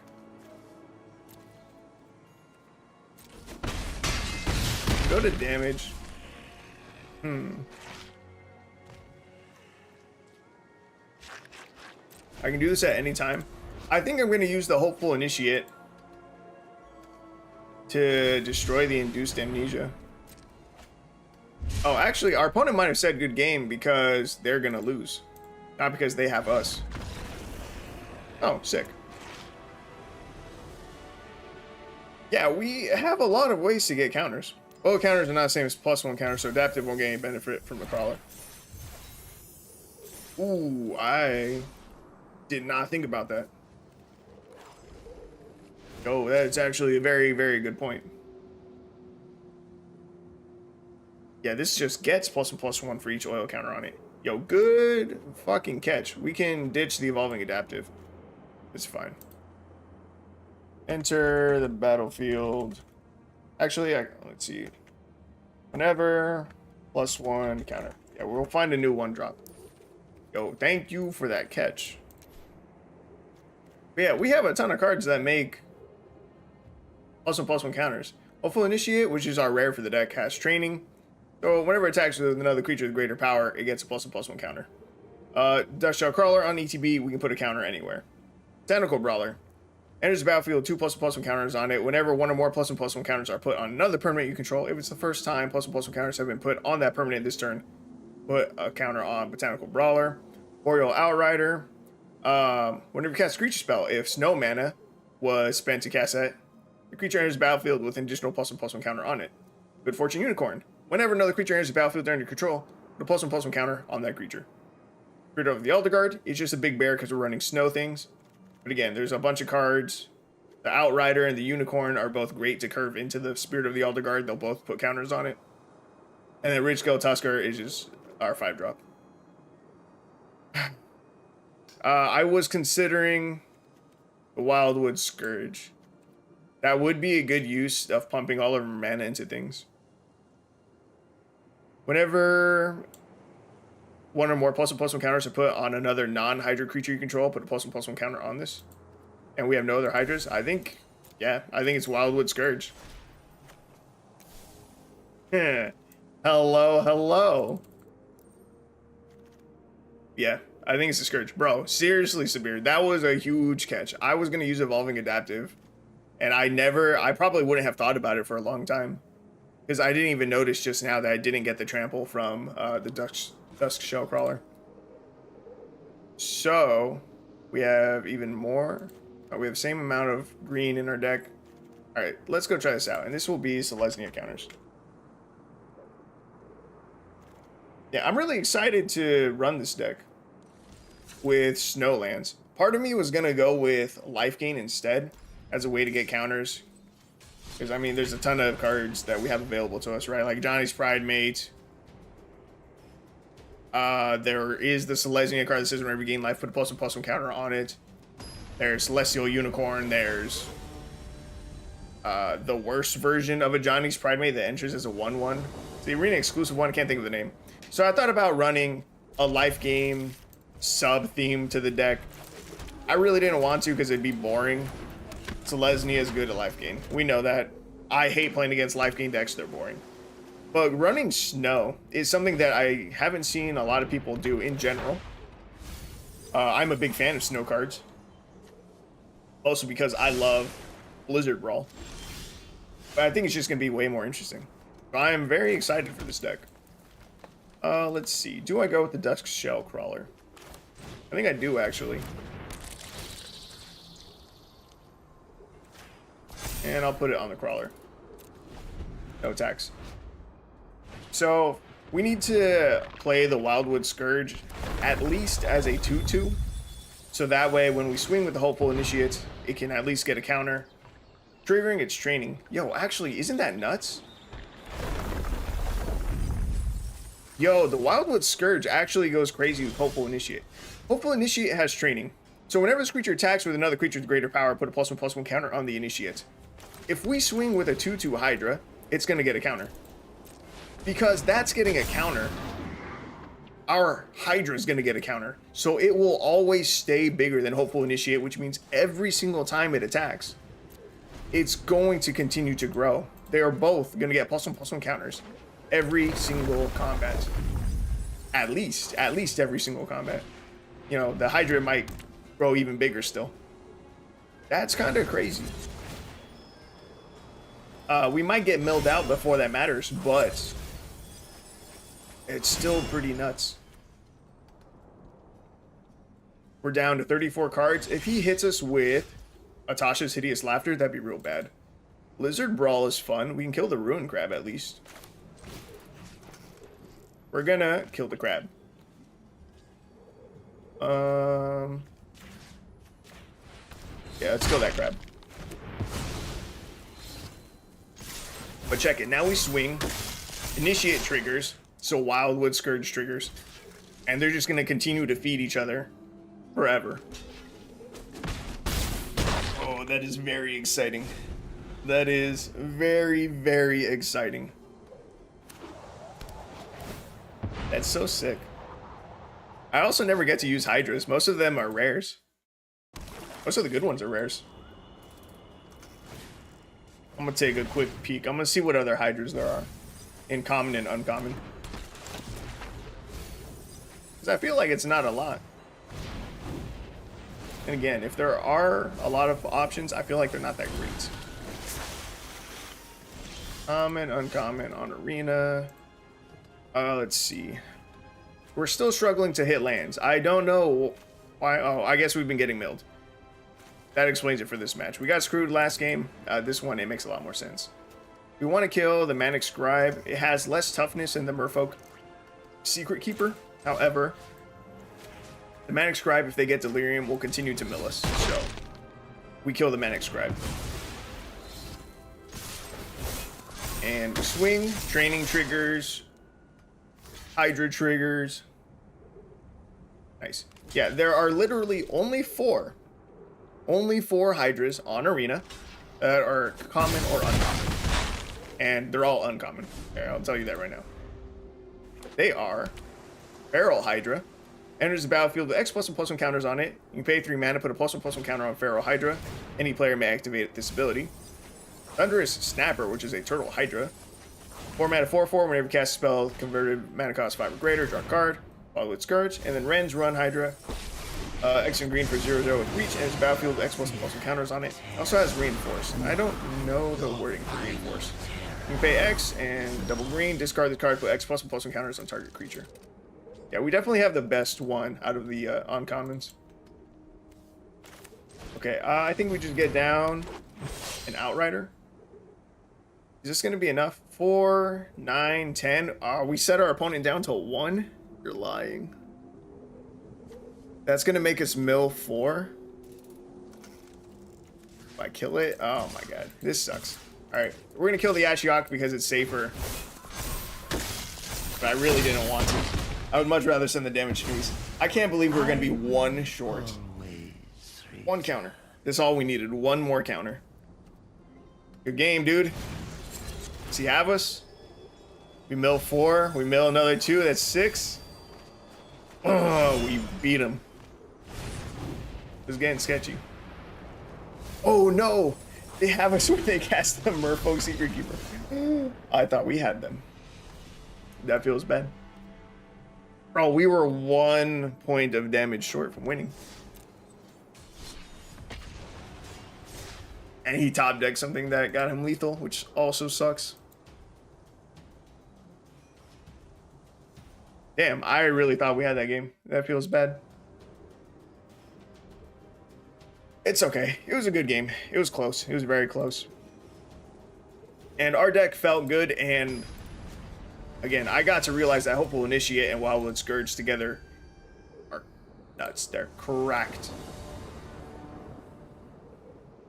Damn, we lost that game on the play? Bro, that's just disappointing. Alright, Botanical Brawler into Boreal Outrider. To Spirit of the Alder Guard.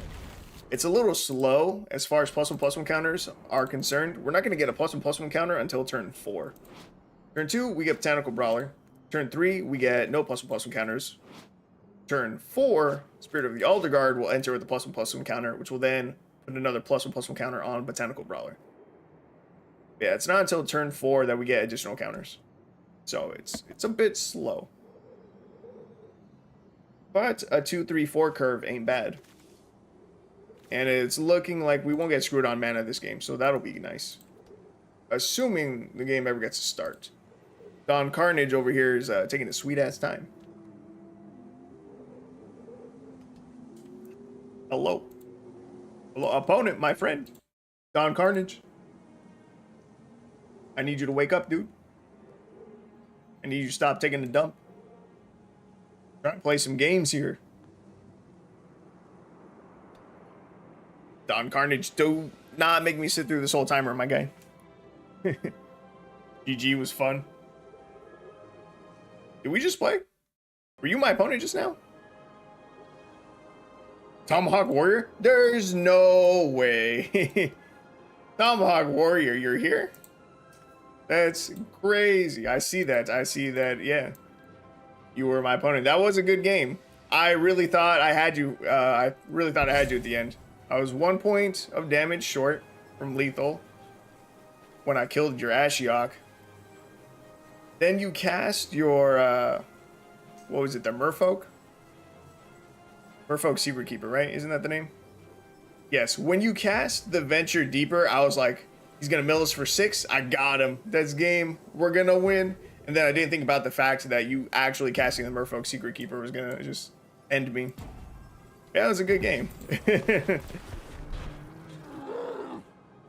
recognize the name? Really?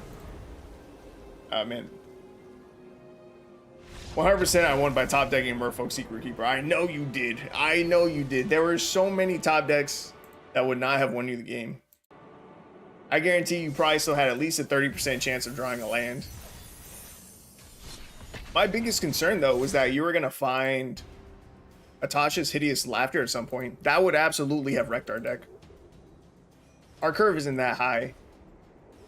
So if you had gotten one of those early in the game, like that would have milled probably like half of my deck. But yeah, dude, that was a good game. It was very close. I can't believe I lost on the play, too. That's just embarrassing. I had every advantage going into that game. Still lost. My luck, it's more like a 50% of topping a land. Bro, you couldn't have just done it that one turn just for me. That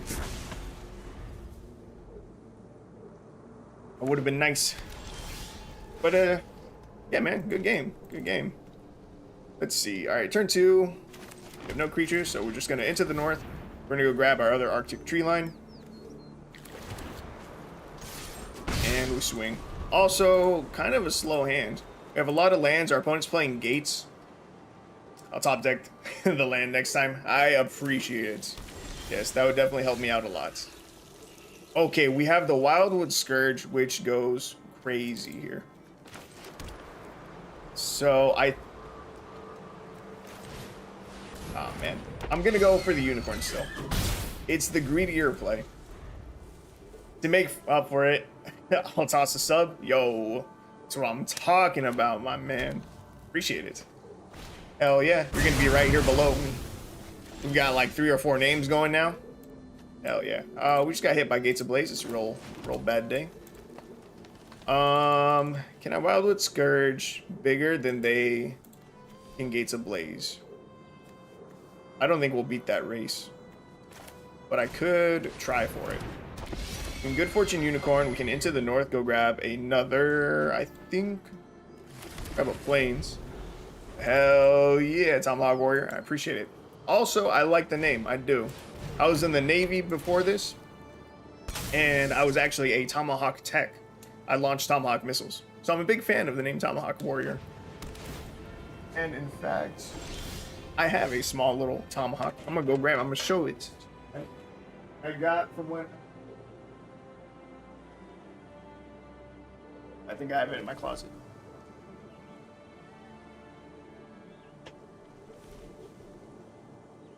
When I left my ship as a going away gift,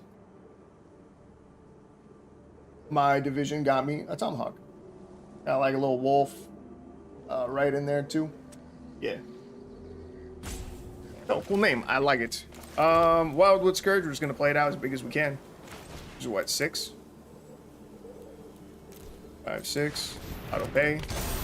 It'll get a 7th counter from the Unicorn, and we swing in for 2. Is Gates of Blaze, if he gets another one, can deal 5 damage right now. I'm hoping Wildwood Scourge will just be able to be big enough to survive the Gates of Blaze for the rest of the game. It's cool. I'm glad you think so. It's pretty dope. I'm not gonna lie. Not everyone gets something from their division when they leave a ship. My division was cool. They got me something, and it's pretty fucking dope. Opponent played Hydroid Crisis. Okay. I'm not concerned. So let's see. If I think I sequence it Boreal Outrider first. That gets a counter. Wildwood Scourge gets a counter. Dusk Shell Crawler, which triggers our Boreal Grazer. It gets a lot more counters. You can put more counters elsewhere. Dusk Shell Crawler counter. Where do I put that? I think just on the Wildwood Scourge. I think this is our win con right now. It's just beating them down with a big ass Hydra, which is cool because our Hydra was way bigger than their Jellyfish Hydra Beast. I don't see a lot of people run Hydroid Crisis in Gates decks. I have seen it before, but I don't think it's one of the best cards you can run. I don't think it's optimal. I don't know how YouTube works. If you're on Twitch, I toss you a few subs. Is there something like that on YouTube? Oh, that's what you meant. There is something like that on YouTube, but I am too small. The double Gates Ablaze, you're fucking lying. My channel is too small to have subscribers like that, I'm pretty sure. I'm working on it. So if you sub to my channel, just regular channel, eventually, and hopefully soon, I'll be able to get the like YouTube membership thing. Let me see. Let me pull up my YouTube studio. It should tell me. See if I click on my earn money thing. Okay.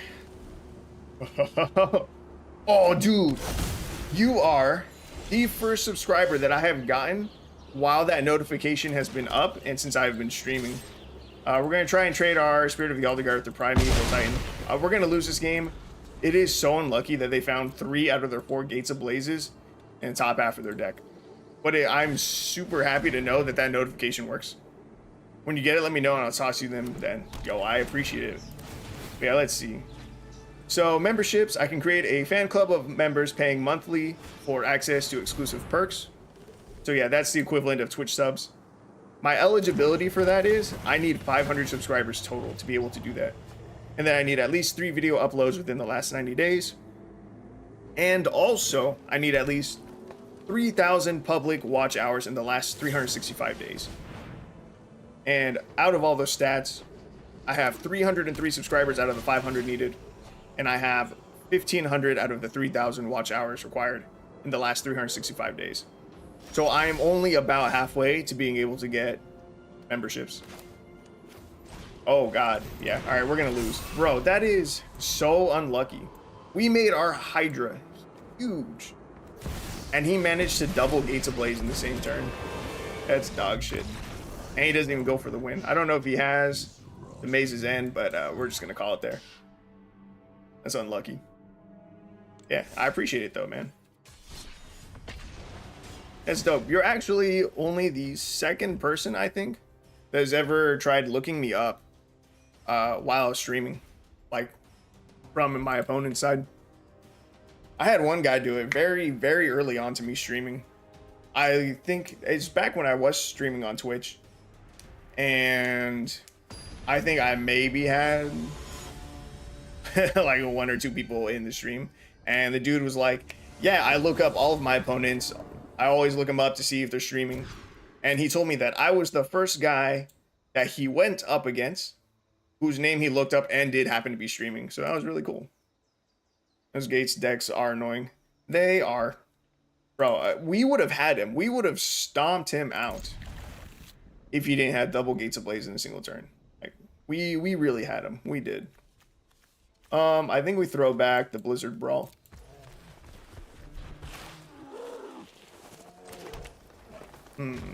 Turn 1.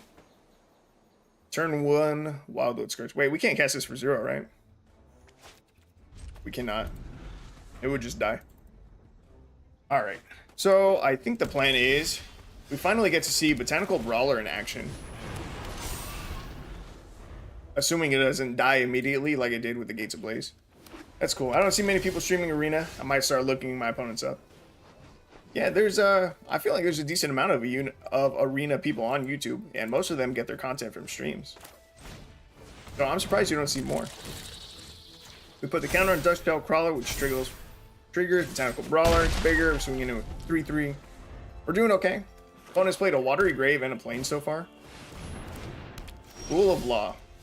Each player can't cast more than 1 spell each turn. That's kind of a bummer. And the fact, dude, I don't know what's up with the Shuffler right now. It does not want to give us lands. We have been struggling in so many of our games to hit lands. And it makes no sense. We're running 24. We have a very even curve. Of course they board wipe us. We're running 3 copies of Into the North. We shouldn't be struggling this hard to find a 3rd land. Like, this is ridiculous. It's not the deck's fault in any way, shape, or form. He said, yeah, you might start looking your opponents up, get to hear them BMing me. I would never BM or talk shit after a game. Never. We're going to decline. He's going to get treasure. Yeah, I think we're going to lose this game too. I'm from the purple site, so perhaps it's bigger here on YouTube. I guarantee it is. I mean, Twitch is just bigger in general than YouTube is as far as streaming goes. But I am okay with it. I was watching a YouTube video and it said there was a dude who recommended that you get into YouTube streaming, especially if you're small on Twitch. And his logic and reasoning made a lot of sense to me. Because he was saying that, like, if you're a small channel on Twitch, alright, by swapping over, you're not losing a lot, right? The less you have, the less you lose. I was a very small streamer on Twitch. I had maybe like 11 followers, not even subscribers, but followers. So I was like, all right, cool. I'm not going to lose a lot if I try to swap over. What are the benefits? The benefits are, he recommends that Twitch streamers make YouTube videos, but why? Why do people do that? Why do so many Twitch streamers have YouTube channels? The reason why is because the foot traffic on YouTube is way bigger than the foot traffic on Twitch. And the whole goal of having a YouTube channel at the same time as you're streaming is to pull people from YouTube over to Twitch. But he's like, but it'd be much easier to pull people who are watching your YouTube videos into your YouTube stream than it would be to convince your YouTube viewers to come over to Twitch and watch you stream there. I was like, you know what? To me, that makes a lot of sense. And so I was down to try it. Let's see. But yeah, I became a YouTube streamer, and I mean, I don't mind it. As far as the streaming process goes, it's pretty much the same. Yeah, we're gonna lose this game. I'm just gonna concede here. That really sucks. Dude, we got stuck on 2 lands and got board wiped. That's just really, really unlucky. It's making it seem like our deck is dog shit, but it's really not that bad. No, it's not.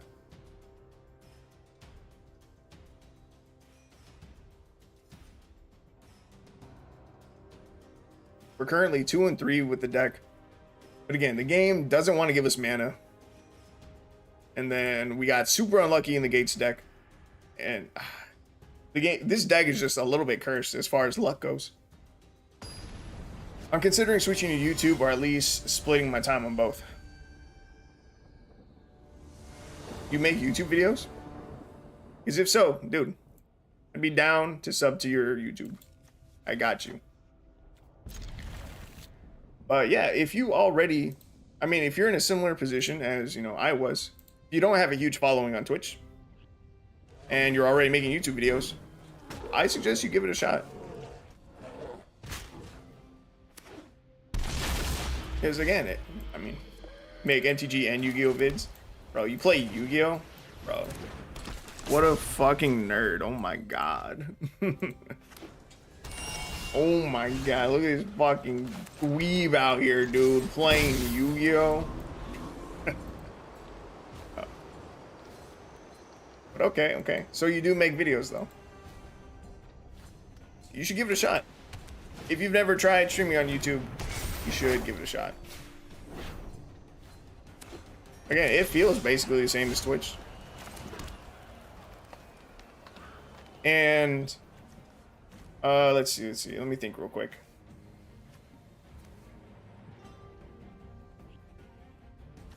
I don't think it matters which one I get down first. Whichever one I get down first, the second one is going to get a counter from the first one. If that makes sense. Yeah, again, it feels the same. No significant difference as far as I'm concerned. Just chill. And the foot traffic is just way higher on YouTube in general. You know, if you're still trying to get new followers and stuff, the foot traffic on YouTube as a whole blows Twitch out of the water. There's just so many more people on YouTube than on Twitch. Let's see. So I have a feeling we're gonna get board wiped again, which feels not good. But I'm gonna try to get down a Boreal Outrider, I guess. I don't know that it was necessary I swing with that. It's much more of a commander channel, but I'm just starting to make historic videos. Okay. Oh, so your videos, they were not arena videos. You know what? I'm gonna look you up. I assume your name is just Tomahawk Warrior, right? I'm gonna look you up right now. I'll find out. Because I was gonna ask whether you play on Spell Table, if you just like theory craft decks and then make videos about like what the deck list would be. Oh my god. Why did he make so many of these?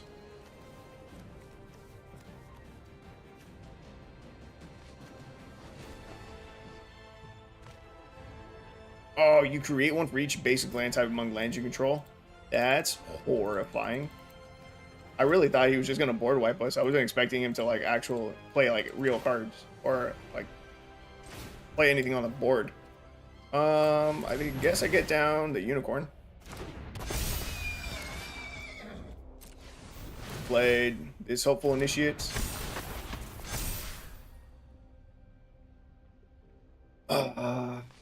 I swing, this becomes a 3/4.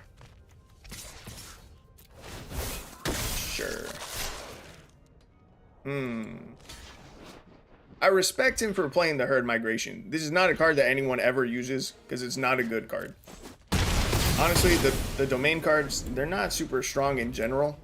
I built a couple domain decks. They were interesting. They weren't that great. Up the Beanstalk plus the Herd Migration is kind of crazy.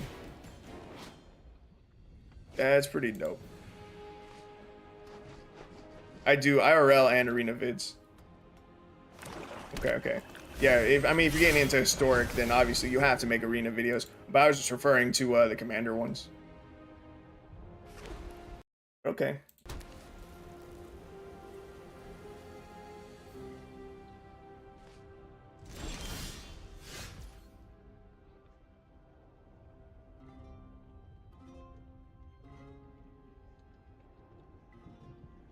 There you are. I was struggling to find you. I wasn't adding the FTW for the win at the end, and so you weren't coming up. Let's see. What do we do here? I guess I can drop Unicorn.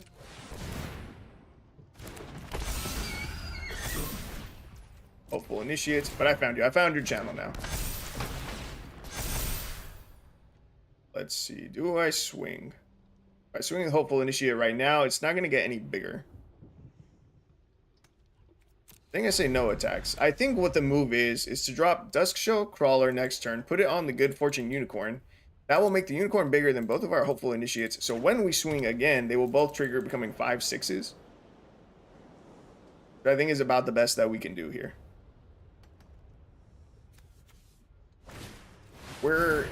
Oh, bro, you're fucking lying to me.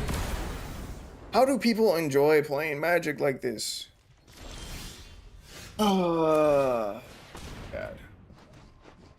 Bro. You make me sad. I gotta start this whole game all the way fucking over, basically. I sent you. I just subbed to you. I got you, Tomahawk Warrior. I got you. Yeah, someone nabbed the name without the for the win. Oof. Feels bad. Feels bad.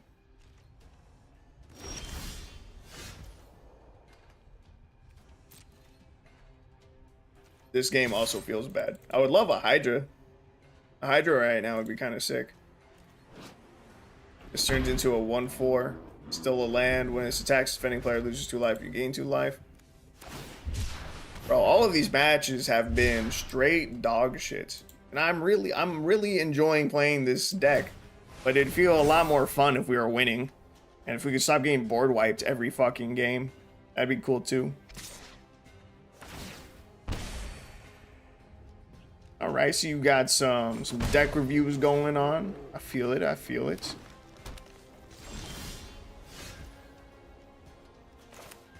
Mechanical Brawler, that can go down.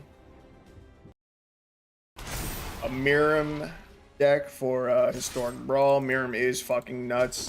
Card's so good. Oh yeah, I was gonna say earlier. Historic Brawl. So you had mentioned Commander and then Arena. I was gonna see if you play Brawl. Dude, I don't think I like Historic Brawl. It is super not friendly for budget players and casual players. I tried playing the other day with the Shieldred deck. It was awful. Just the opponents we were going up against were incredibly rude. This comes a 1/4. These are still not big enough to block it. Yeah, it was really tough. Which is crazy because, I mean, I had done decently well in Historic Brawl in the past. But I ran Shieldred as my commander, and I was just getting destroyed. For my decks, when I make them in Historic Brawl, what makes them budget is the fact that I only use a total of 9 rare / mythic cards total in the deck. And we just could not hang one day. We were barely positive. I shouldn't say we weren't able to hang. We were.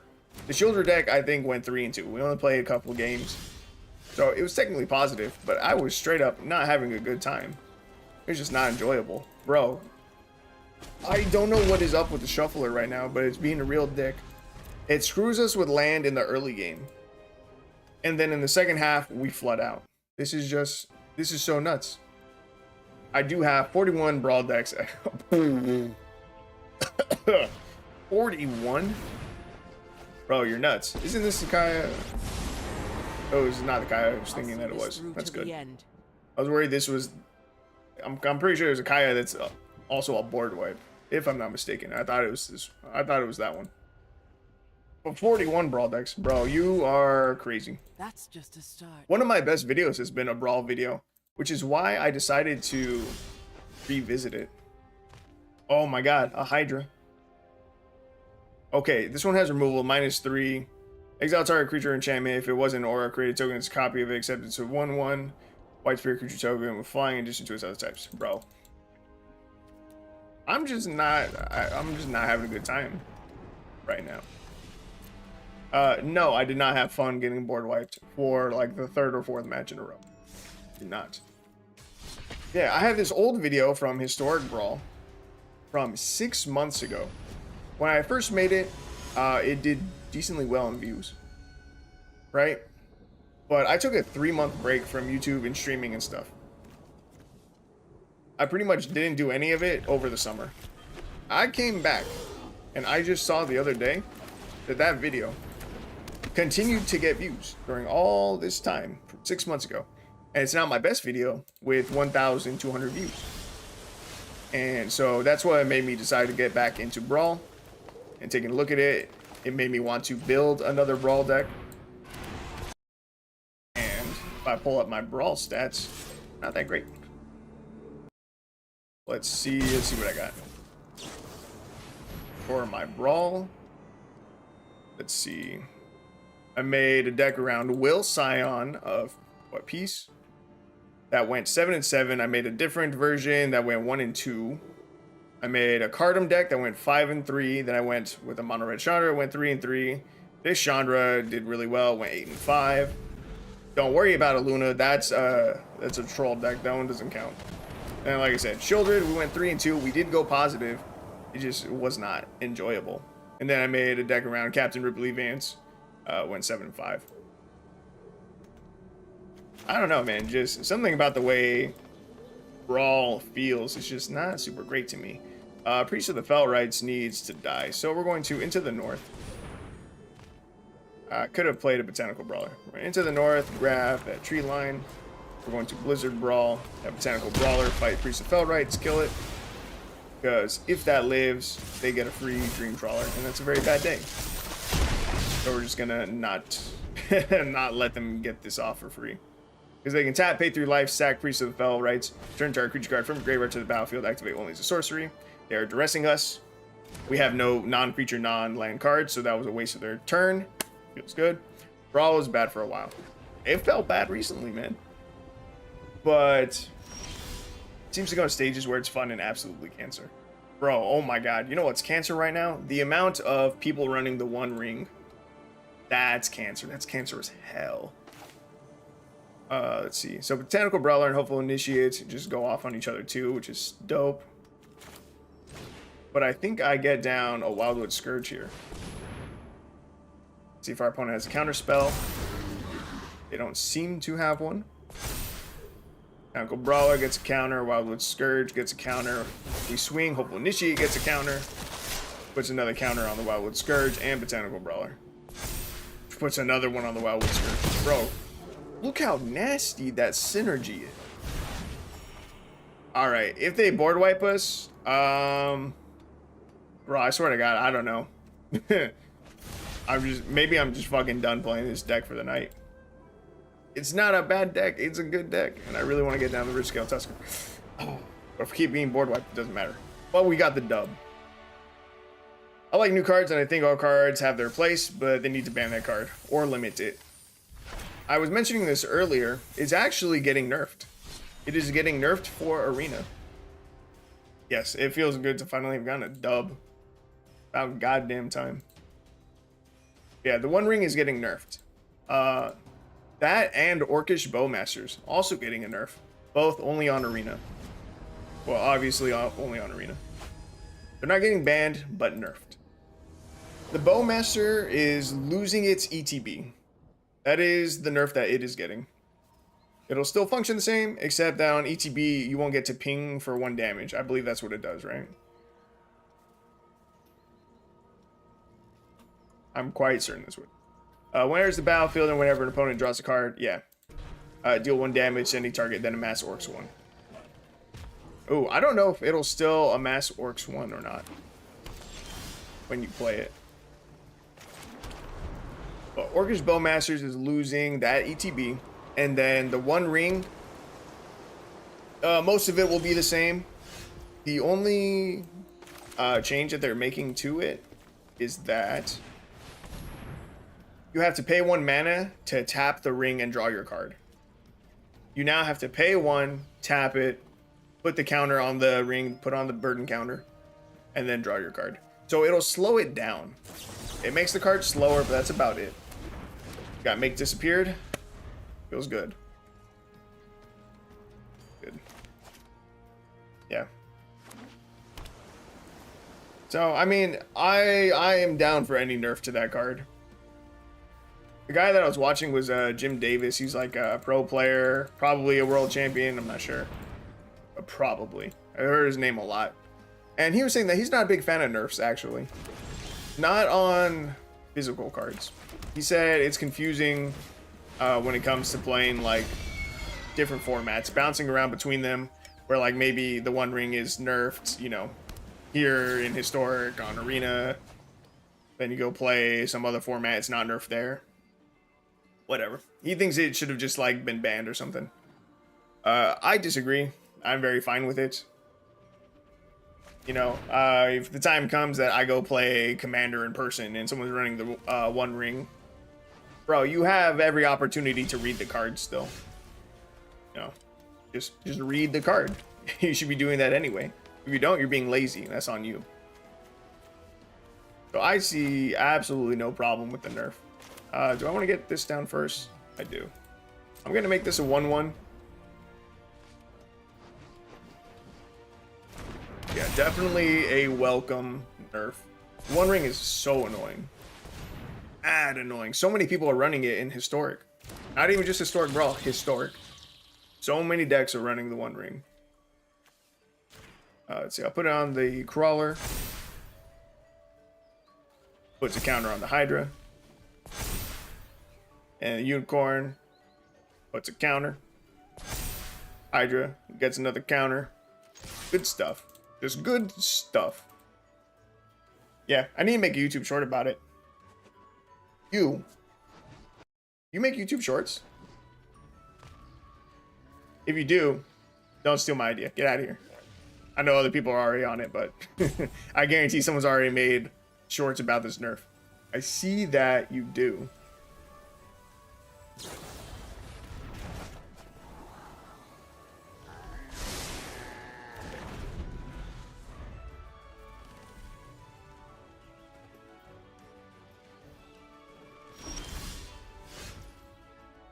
Okay, that's good.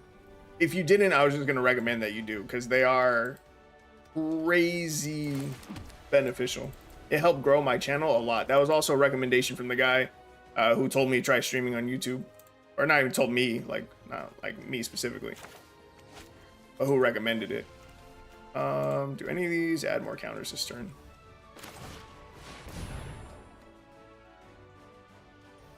Yeah, I would steal content, or I would never intend to. Bro, I was just kidding. Like I said, Jim Davis made a video about this, about the nerfs. I'm sure Wizards already announced it. I'm sure NTG Goldfish, if they haven't made a short on it already, that they're going to.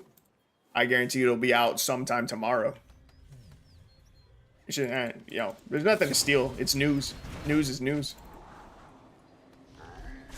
It's just free information. The only way it would be stealing is if I literally took, like, someone's exact video and just re-uploaded it. And same for you. You know, if you wanted to make a short about the nerf, bro, it's all you. Not stealing nothing. Again, unless you literally copy-paste someone else's video. Alright, let's see. How big can we make this Hydra? I think only 5. Bro, do not have him make disappear here. Don't do it. Opponent's playing the mono blue Hadi Jin deck. I think I'm kind of over it. It's a really good deck. We still have it. I still have it built, actually. And I didn't recognize that that's what it was when we first started playing.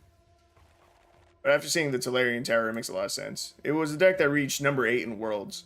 And it's actually a pretty crazy deck because it's actually budget friendly. There's literally only 4 rares in the deck. Where is it?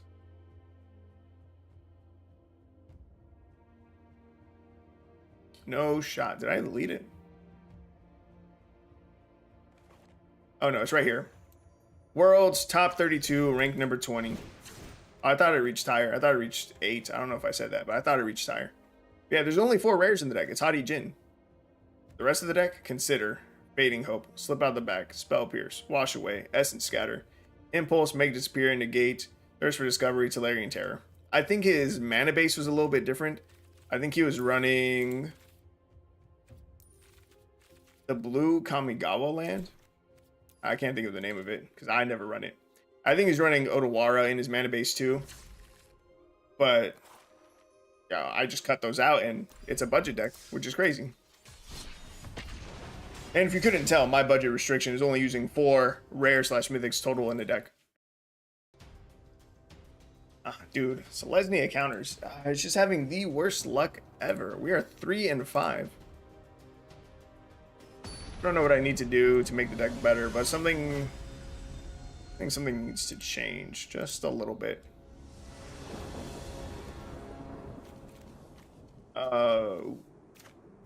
Double Forest.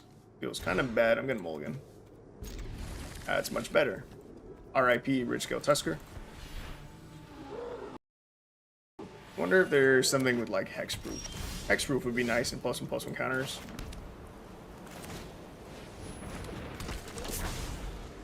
We are on the draw. Opponent started with a Halo Fountain and Sea Chrome Coast. Why can't I just play against someone who actually wants to play the game of Magic? Or will allow me to play the game of Magic? This dude is just another control deck. We're gonna get board wiped on 4, and then that's it. That's all we can do. Just get board wiped. That's such a boring way to play, and I don't know why the game keeps putting us against people like this. Eagles of the North. What? It has to be in here just for the play and cycling. Has to be. Alright, so we're gonna get board wiped, right? Just play Hopeful Initiate. Or just swing with Hopeful Initiate. Did I see a Nazgul deck? I absolutely saw a Nazgul deck. Let's see. I think he counters Botanical Brawler. You want to see it? I can't remember if it's good. But yeah. Definitely do have a Nazgul deck. End turn. Emery Deluge. Yeah. Bro, am I playing in Standard? What the fuck?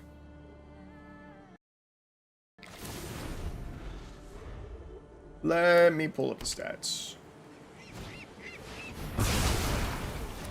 Wow, that's crazy. We got board wiped just on turn 5. But whoever could have called that? It was me. I called that. How very, very boring. Alright, Hopeful Initiate. Get rid of the Elder Guard, and if we get board wiped again, I will just concede. I don't know why the game will not stop putting me against people with board wipes. It's literally only putting me against control decks. And we cannot recover very well. Ooh, I was not supposed to grab that. It's just annoying. Bro, give me something. Give me anything. Give me mono red goblins. Fucking give me mono white life gain at this point. Just let me have fucking creatures in my creature deck, please. I don't know why I'm getting punished for trying to have things on the board, but it's super annoying. Where is my Nazgul? Okay, so I've seen 2 deck lists for it. One of the versions of the deck went 1 and 1, and the other went 2 and 2. So it's not that crazy, but we can take a peek at it. Let's see, get down Good Fortune Unicorn, or attempt to, say. Attempt to.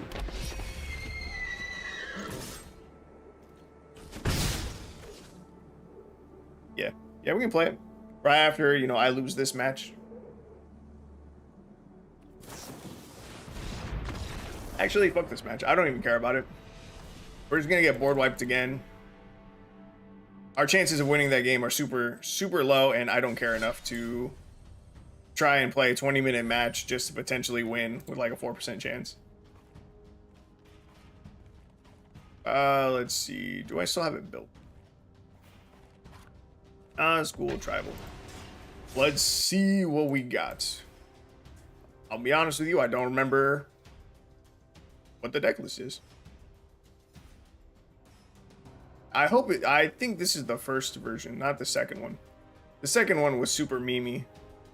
It was Nazgul plus Rat Colony plus Mirror Box. I'm quite certain that this one is not it. I think this is the one running Changelings.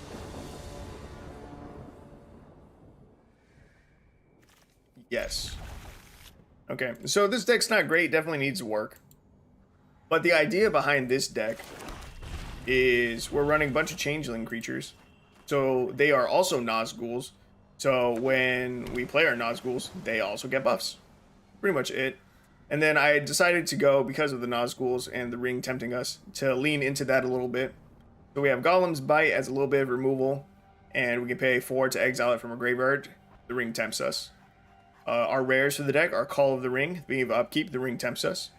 And whenever you choose a creature as your ring bearer, you may pay 2 life. You do draw a card. And yeah, that's it. It's just Changelings, Nazgul. Can plumb the Forbidden right here. Draw a card and lose 1 life. Plumb the Forbidden is a really cool draw spell. And I think it's underrated. I never see anyone run it. 2 mana to draw a card and lose a life. Not super great.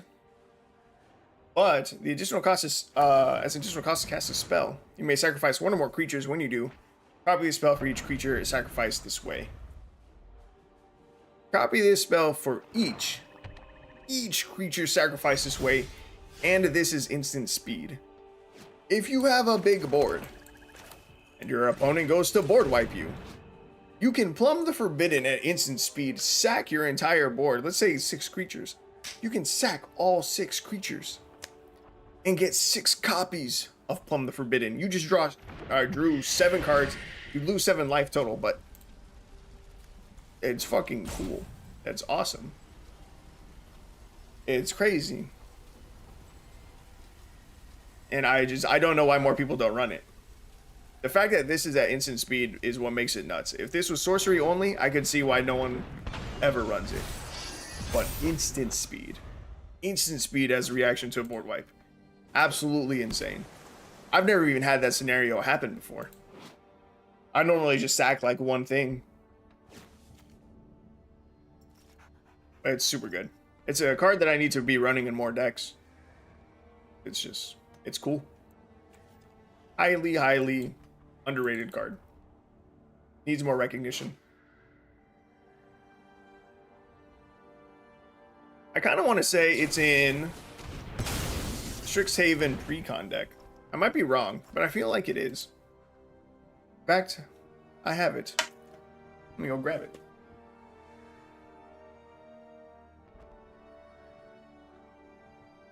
I love Strixhaven. The Precon Commander decks from Strixhaven were nuts. They were all really, really fun to play. They were all really good. Let me see. Okay, we're going to Golem's Bite you. Oh, you're dead. And we're gonna get down to Nazgul. You run Echoing Return or Sam's Desperate Rescue for recovery in this deck. I do not. Echoing Return would be a good one. We did run it in the Rat Colony meme version of this deck. Like I said, this deck is only 2 and 2. I did not play it for very long. I don't know why I gave up on it so quickly. Maybe it was closer to the end of the stream or something. I don't know. So it definitely still needs work. And I would definitely be down for at least a 1-of for Echoing Return. What do I want to discard? I kind of don't need Call of the One Ring. Faceless Agent. Faceless Agent. When it enters the battlefield, we'll get to seek a creature card or most prevalent type. And then Plumb the Forbidden's more draw. I think all right. Let me see. I really want to say that Plumb the Forbidden is in here. But I could be wrong.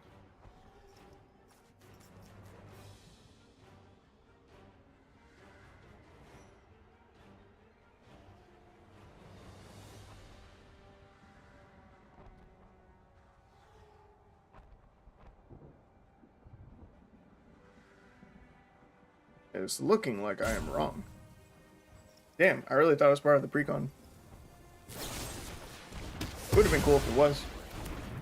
Ooh, there goes another Nazgul. Feels bad. But yeah, Strixhaven, fucking loved it. One of my friends, he bought all of the precons. He pre-ordered all of them. We used to go play Commander at his place every other Saturday. So a really good time, a lot of fun.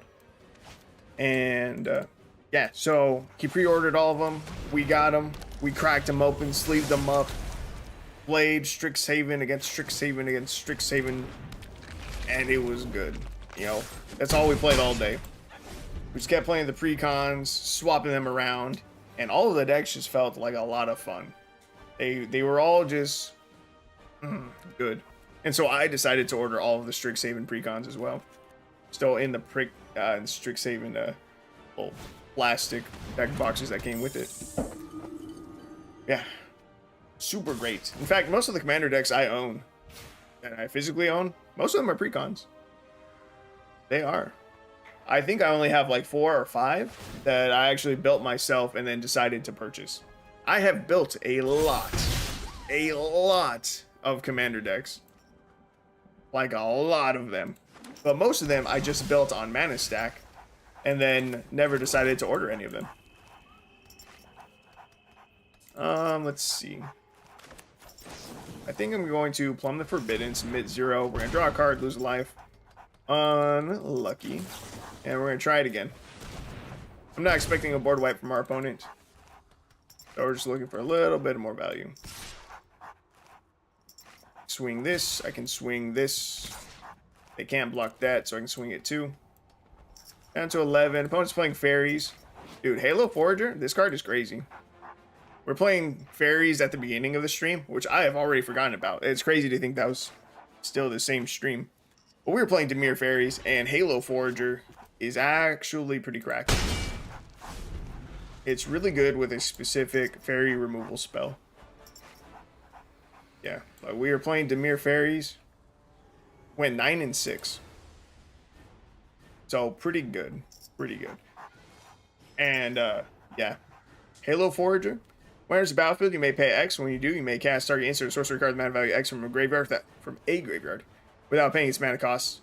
That spell will be put into a graveyard, exile it instead. This goes super well with Fairy Fencing, which is X into black that says target creature gets -X until end of turn. That creature gets an additional -3/-3 until end of turn if you control the fairy as you cast a spell. So for 4 mana, you cast the Halo Forager, pay 1, you get the Fairy Fencing, you get to cast it for free, and yeah, creature gets -3/-3 until end of turn. It's good. I love Dimir. Let's see, how many Commander decks do I have? I can count them real quick. And you love Dimir Fairies. I bought the new Fairy Commander deck. Bro, does that one have... let me look it up. I don't know the name of it. Something well. No, that's not it. Fairy... look it up. I'm gonna find it. 2 seconds.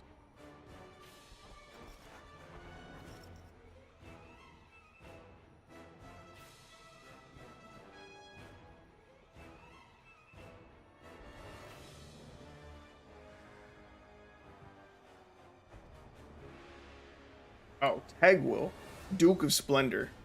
Did this come in the precon? Because there's not a lot of fairy lords, which is something that I did not know and did not realize until we built the Dimir Fairy deck.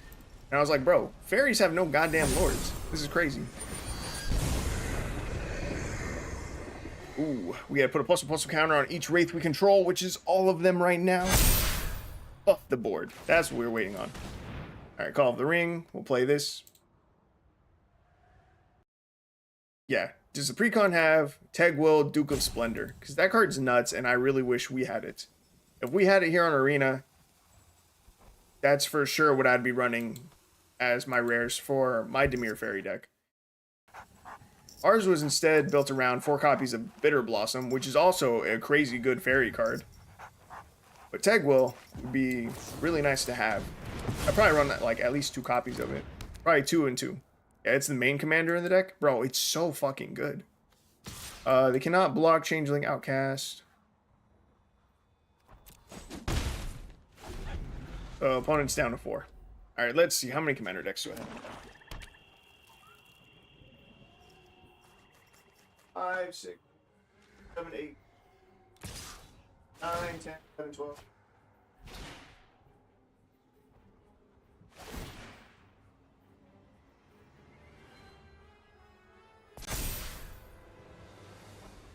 One,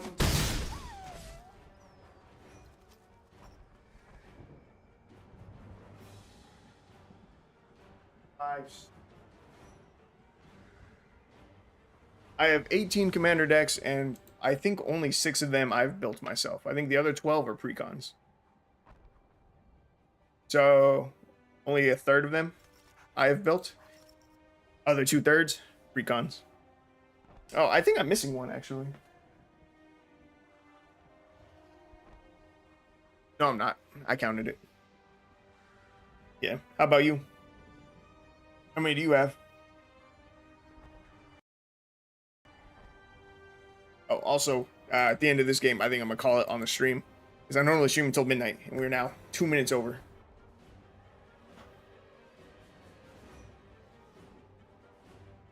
Yeah. 24 or more. That's pretty solid amounts.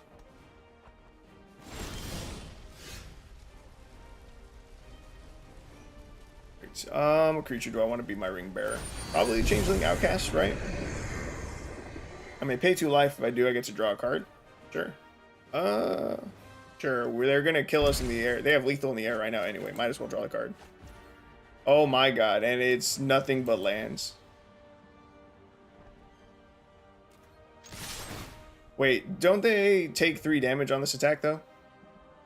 Whoever deals combat damage to a player, each opponent loses 3 life. Okay, yo, Changeling Outcast is pretty dope with the ring. It's 3 a.m. for me.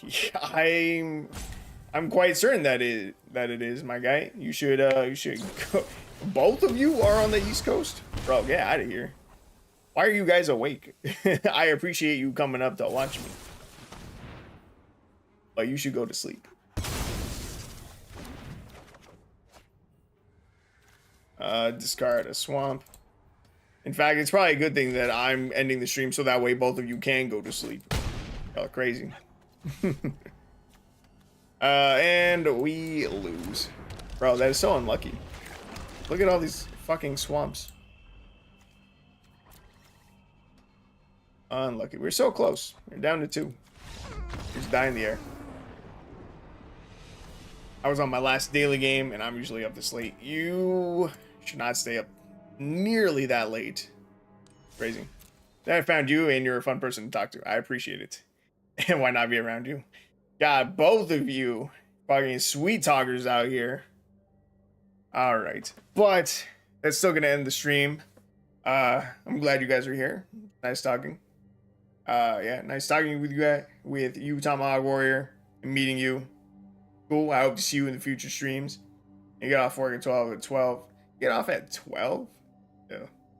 I couldn't remember the hours for your schedule. But it's pretty AIDS.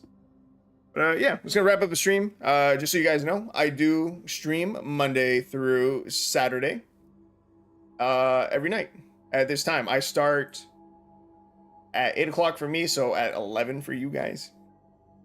Yeah, I stream from 8 to midnight. And then should be posting YouTube videos throughout the week as well. Yeah, I have not been great about making the videos. Yeah, I gotta Maybe get back on that a little bit more. But yeah, Monday through Saturday.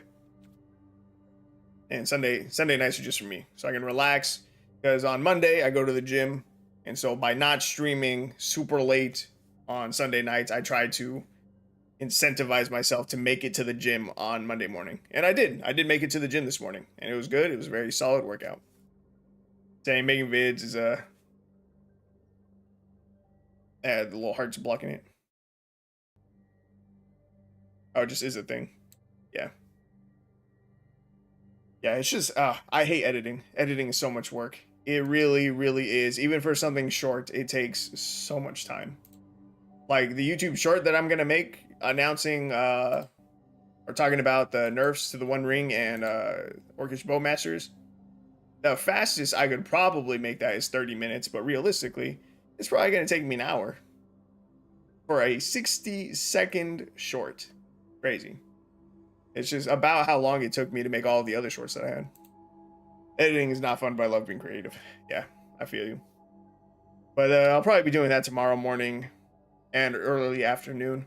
And probably chopping up this stream into a YouTube video or two about some of the decks that we made. Probably the Fairy deck. I have a couple old streams that I still need to go through and make videos about the decks that we created in those streams as well. So who knows what'll come out first. Not even I know. But that is finally going to wrap it up. Thank you guys for being here. And again, hopefully I'll see you guys tomorrow night. Bye.